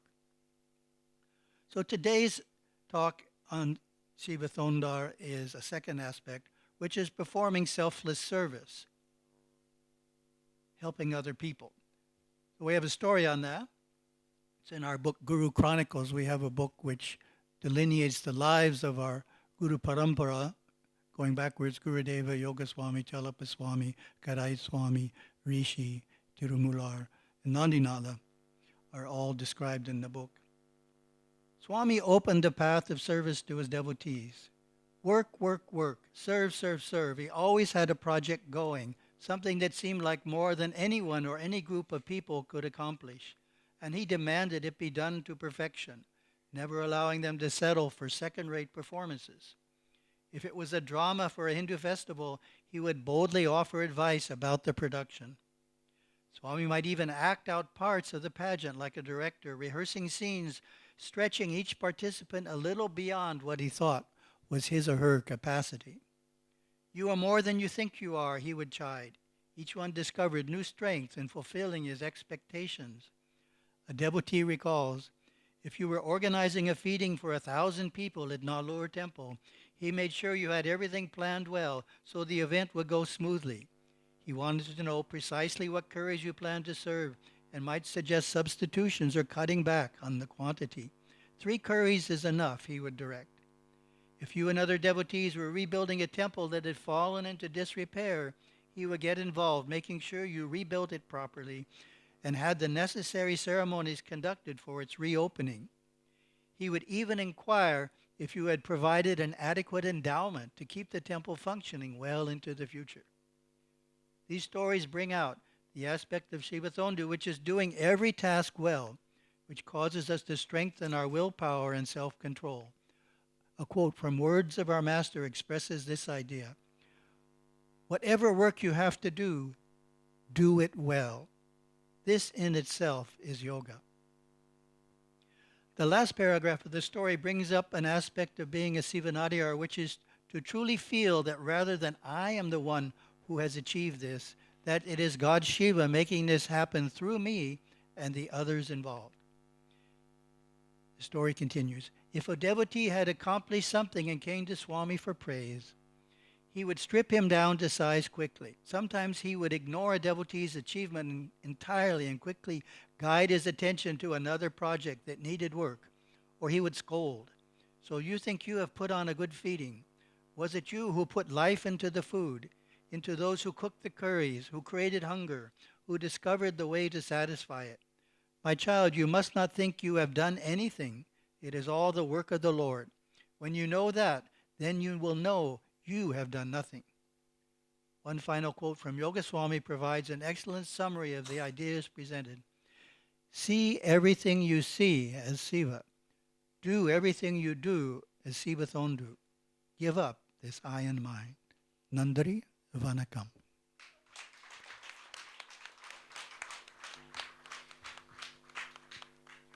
Thank you very much, Velan Swamigal. And obviously his excellent speech is well received here. And also particularly we like to thank for this quotation from Yoga Swamigal and his guru as well. And we really thank you for his being present here. Thank you very much for that excellent delivery. Thank you very much. நன்றி. அடுத்த நிகழ்வாக குமரன் ஸ்ரீஸ்கந்தராஜா அவர்களை அழைக்கின்றோம். அவர்களை அழைக்கின்றோம். அவர் ஒவ்வொரு சைவ மகாநாட்டிலையும் தன்னுடைய உரையை தருவது ஒரு வழக்கம். அது மட்டுமல்ல, கட்டுரைகளும் தருகின்றவர். இளைஞர்கள் ஒன்றும் செய்வதில்லை என்று பலர் கூறினாலும் அவர் அதை தொடர்ந்து செய்து கொண்டிருக்கின்றார். அது அவரை வரவேற்கத்தக்க ஒரு விஷயம். அவரை வருக வருக என்று வரவேற்று சொற்பொழிவாற்றுமாறு பணிவாக கேட்டுக்கின்றோம். குமரன் ஸ்ரீஸ்கந்தராஜா, தயவு செய்து வாருங்கள். Tiruchittambalam, Namasivaya, Sarvam Sivamayam. All glories to Lord Arunachaleshwar and Abhidha Kujumbalamman. It is by their grace alone that we are all here, and aware of this present moment. All glories to the Nayanmars, who are the embodiment of Sivaparabhakti.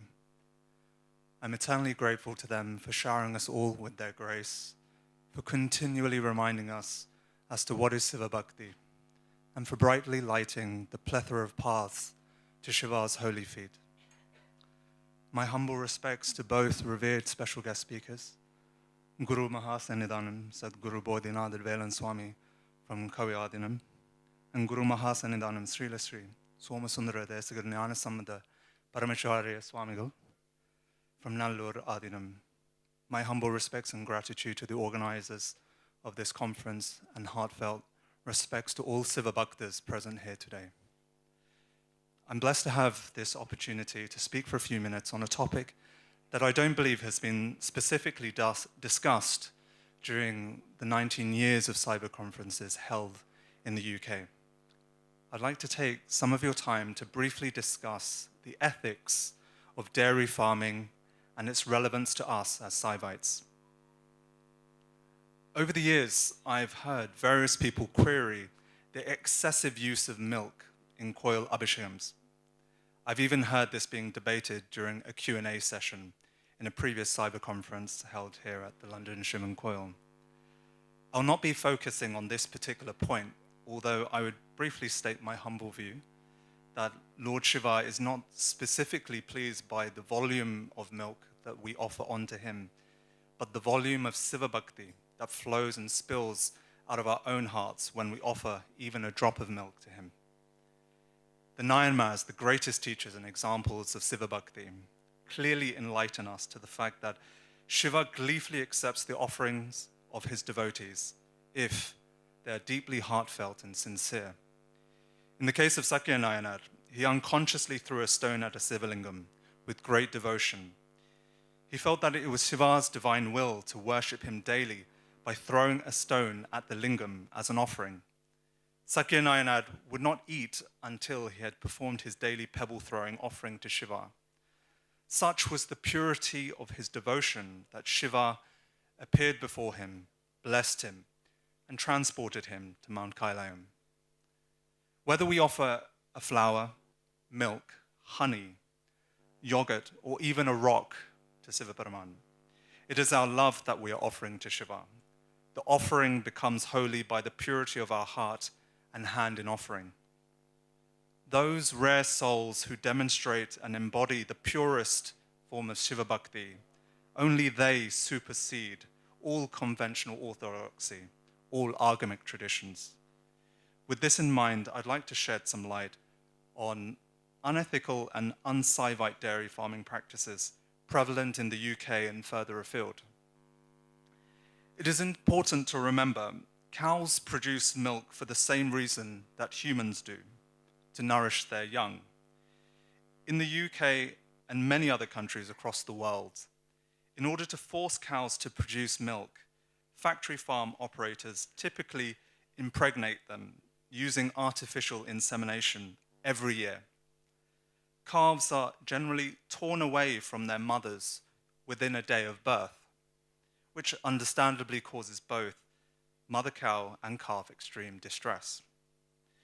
Mother cows can be heard calling for their calves for days. Male calves are destined to end up in cramped veal crates or barren feedlots where they'll be fattened for beef, and females are sentenced to the same sad fate as their mothers. After their calves have been taken away from them, mother cows are hooked up 2 or more times a day to milking machines. Their reproductive systems are exploited through genetic selection, despite the negative effects upon their health. Artificial insemination, milking regimens, and sometimes drugs are used to force to produce even more milk. The average cow today produces more than 4 times as much milk as cows did in 1950. To be clear, this is nothing to be proud of. This is an unnatural situation and devoid of any compassion and love. A cow's natural lifespan is about 20 years, but cows used by the dairy industry are typically killed after about 5 years because their bodies wear out from constantly being pregnant or lactating. A dairy industry study found that by the time they are killed, nearly 50% of cows are lame because of standing on concrete flooring and filth in intensive confinement.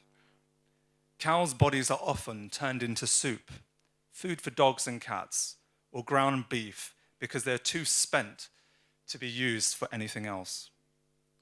Male calves, seen as byproducts of the dairy industry, are generally taken away from their mothers when they're less than a day old.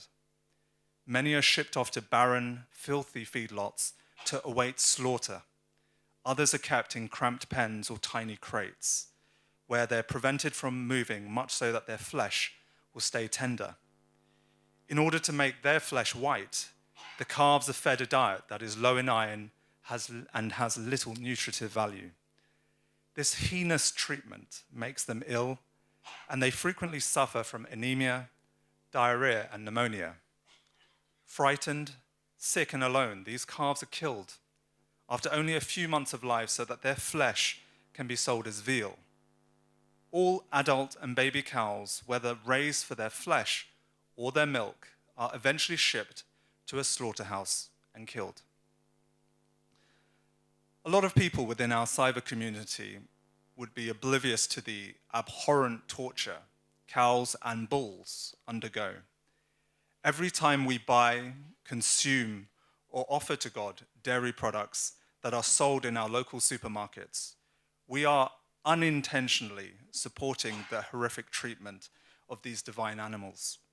We are in some way complicit. As many of you will know, the Saiva and wider Hindu dharmic tradition revere the cow and the bull.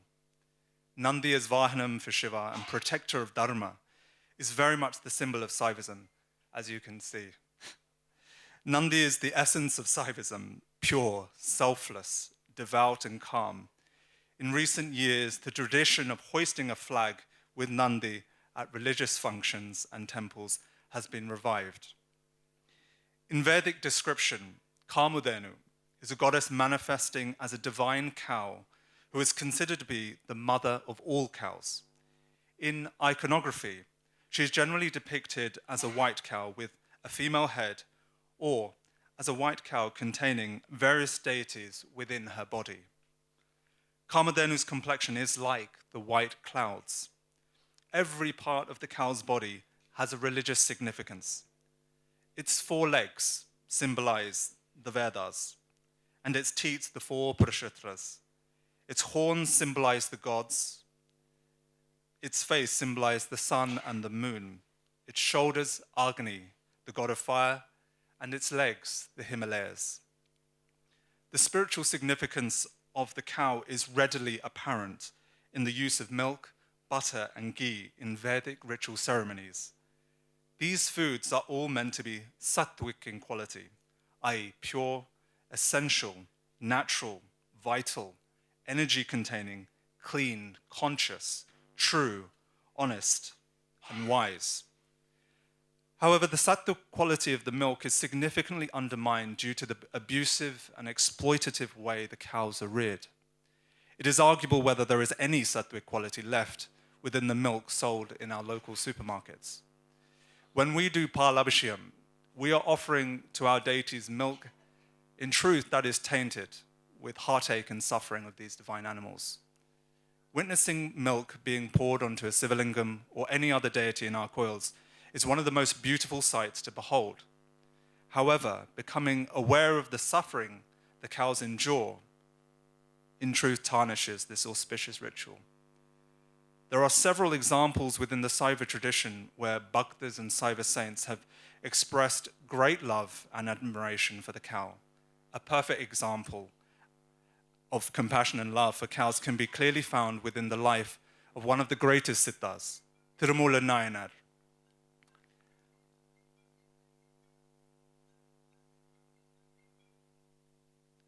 As many of you will know, upon witnessing cattle crying at the sight of their dead cowherd, he used his yogic power to move his soul from his body to that of the cowherd. The cows stopped weeping and were overjoyed at the sight of their cowherd rising.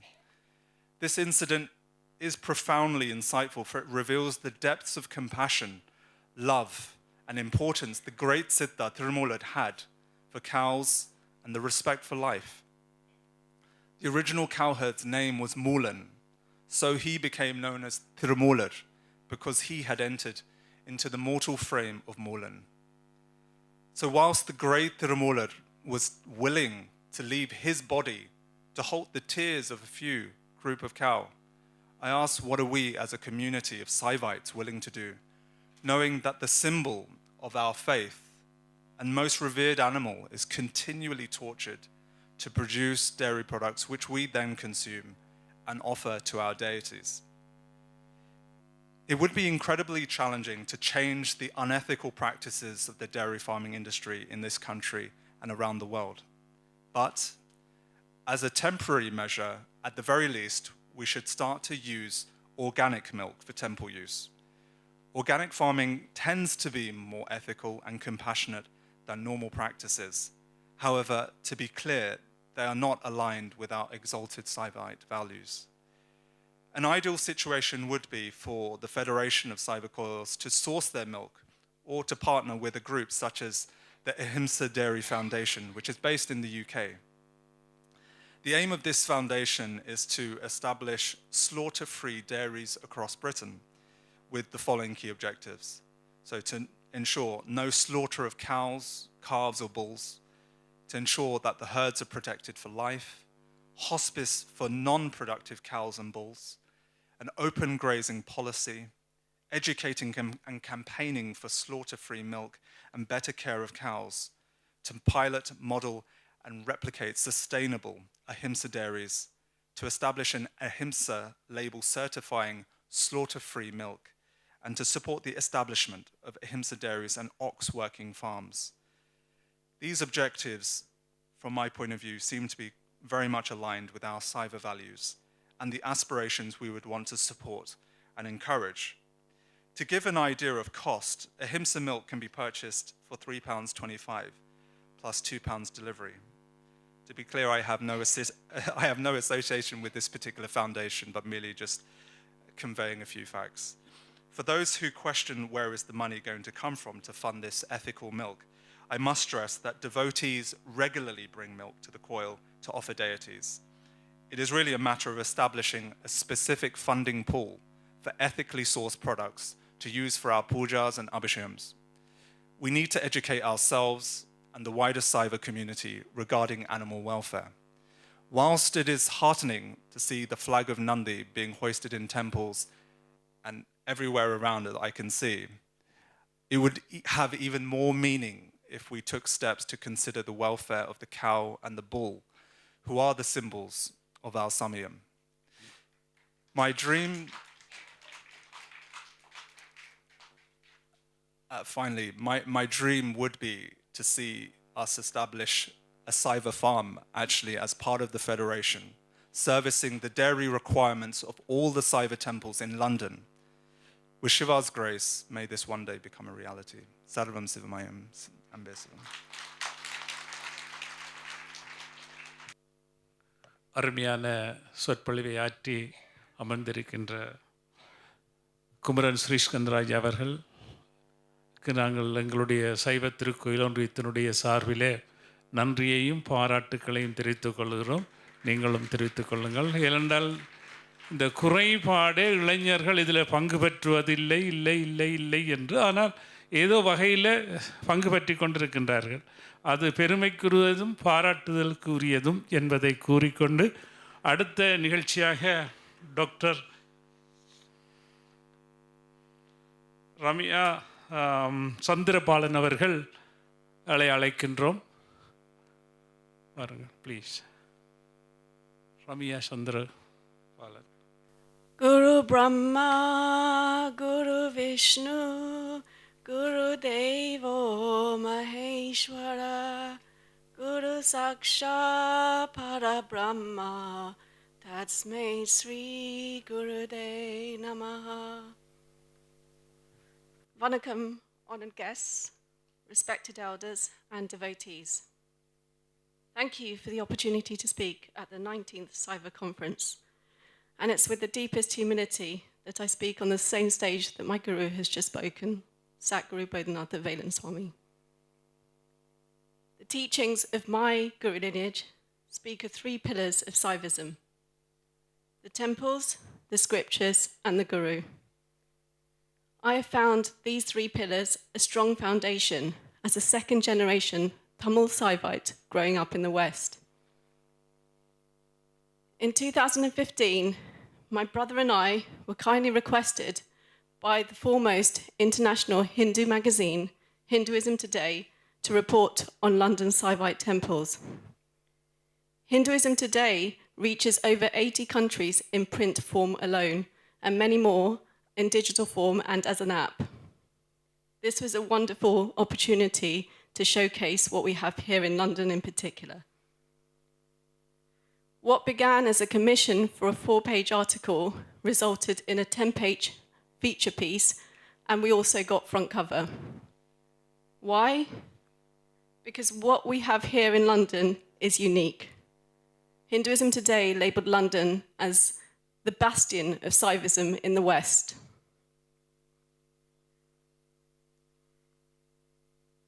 Looking back through temple records, documents of various Saivite organizations, and completing 19 interviews from elders through to younger youth, left me with a deep sense of the industrious efforts, determination, tempered by a generous dose of Siva Bhakti that has resulted in what we have now. I hope to share a few reflections in writing this article and moving forward in sustaining what has been so lovingly created. The search for professional opportunities brought the first wave of Sri Lankan Tamils to the UK in the 1960s, followed by a second wave in the 1980s during the Civil War. Enduring the challenges of establishing oneself in a new country with an existing culture which differed from that of the homeland, there was a determination to perpetuate Saiva Siddhanta, the religion so beloved to Tamils. Fueling this was a deep reverence to Lord Murugan, and in many ways, what was unearthed in this article is the prime role that he had in manifesting what we have now. Many souls contributed as the pioneers of Saivite culture in London, and one name appeared again and again, that of Sri Somasundaram Sabharpatipala. He unreservedly stood for Saiva Siddhanta in its most orthodox form and was unwilling to see it diluted. As a young lawyer with an earnest desire to see Saiva Siddhanta thrive in the UK, his life is a lesson for many of my generation below. An interesting and little-known story emerged during our interviews, which is pertinent to both our guests of honor today. Paramaguru Siva Yoga Swami, the great sage of Jaffna, made an unusual trip from his hermitage in Colombo to Colombo to pay an unexpected visit to Sabharpatipala following the occasion of his wedding. Yoga Swami uttered the words, "You now have the blessings of Lord Murugan now that you are marrying the daughter of Malvangam. This auspicious blessing may explain the impact that the young attorney was just about to have in Europe. For me, this beautifully exemplifies that mystical occurrences continue to this day, and that our religion is not confined to stories of bygone eras.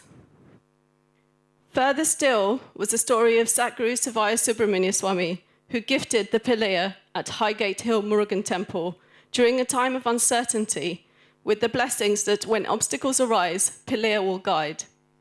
Indeed, a few years later, Highgate Hill Murugan Temple celebrated its Maha Kumbhabhishekam in 1986.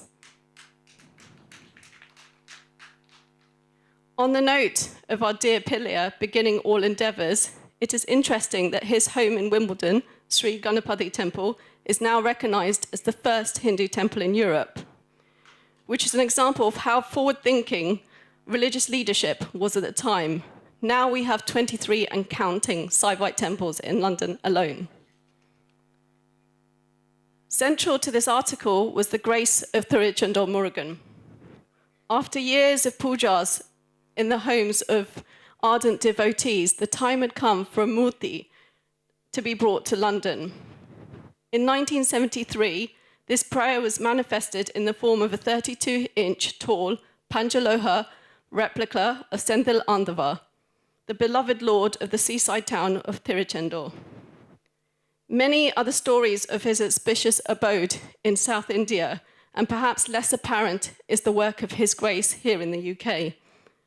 For 25 years or so, Thirichandor Murugan travelled in this form across London, Birmingham, Edinburgh and Wales, all of which now have established temples and Saivite communities. The descriptions of the great enthusiasm in worshipping Thirichandor Murugan and what it meant to have him during a time of uncertainty in Jaffna was endearing. We all face times which are uncertain, and this to me was an affirmation of faith. Recurrently, one concern came through in the interviews. Now that we've established such rich Saivite temples and culture, how are we going to maintain this for future generations?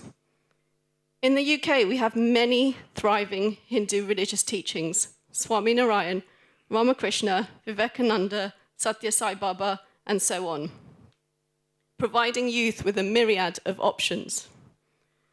These are beautiful examples of Vedantic teaching, and many are founded in Vaishnavite philosophy. The character-building aspects of them, in particular, have produced noble youth who are ready to serve. Perhaps we can learn from this.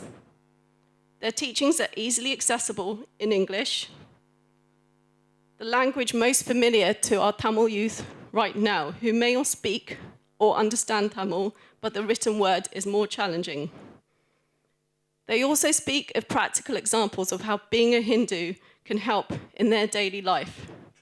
Core to our Saivite teachings is that the world is an ashram, and there is no duality between the seemingly secular and the seemingly spiritual. All actions are spiritual when taken from the right consciousness. There is also an essence of strong religious leadership in each of these organizations by one who is self-realized and sees the whole rather than the part. What I felt growing up in London is that finding the equivalent in Saiva Siddhanta is a challenge. It's a rare gem. From my personal experience, once one has found teachings which resonate deeply, this naturally leads to unfoldment and ultimately to one's guru. If we want to achieve longevity in our Saivite temples, education is core. As has been spoken many a times at this conference, my generation and below question aspects of religion with a scientific mind, and if answers aren't forthcoming, they don't identify with our Saivite culture or our temples. In the interviews for Hinduism Today, both younger and older Tamil youth considered themselves Hindu, but wondered if they were Saivite, with some actually asking, what is Saivism? The Bhagavad Gita was considered a central text to Hinduism, and the Tirukkural, Tirumurai, and the Saiva Agamas were largely underappreciated.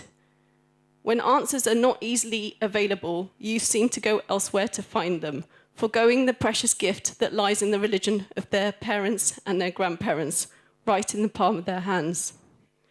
I humbly propose our Saivite temples come together under the Federation's umbrella and form a youth committee to address the need for consistent teachings throughout all Saivite temples in the UK. I'll close with a quote from my guru's guru, Satguru Sivaya Subramania Swami. We have one duty to perform, which is to pass on our religion to the next generation, the next and the next. And how do we do this? It is done by causing our children to memorize the precepts of our scriptures. The Saivite scriptures are the heritage of the children. They own the scriptures. It is our duty to give them the scriptures. Lord Murugan will help you. God Ganesha will open doors and give you wisdom on how to proceed. Lord Murugan will give you the willpower, for he is the God of will, to perform this one supreme duty. Nandri Vanakkam.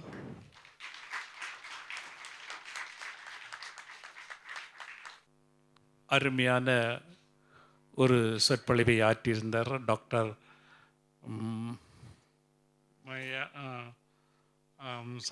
Chandrabalan அவர்கள். அவர்கள் நல்ல பணிகளை ஆற்றி வருகிறார். இன்றைக்கு 2:30 இருந்து 6 மணி மட்டும் ஒரு ஒர்க் ஷாப் இருக்கிறது. அவர்களுடைய குரூப் மிக ஆர்கனைஸ்டாக வடிவாக செய்கிறார்கள். இளைஞர்களை எல்லாம் வரவழைக்கிறார்கள். ஆனால் இளைஞர்கள் வந்து சேரவில்லை என்ற ஒரு கவலை எங்களுக்கு இருக்கிறது. அவர்களை நாங்கள் உற்சாகப்படுத்தும், அவர்களுக்கு ஒரு கரகோஷம் செய்யுமாறு மிக அன்பாக கேட்டுக்கொள்கிறோம்.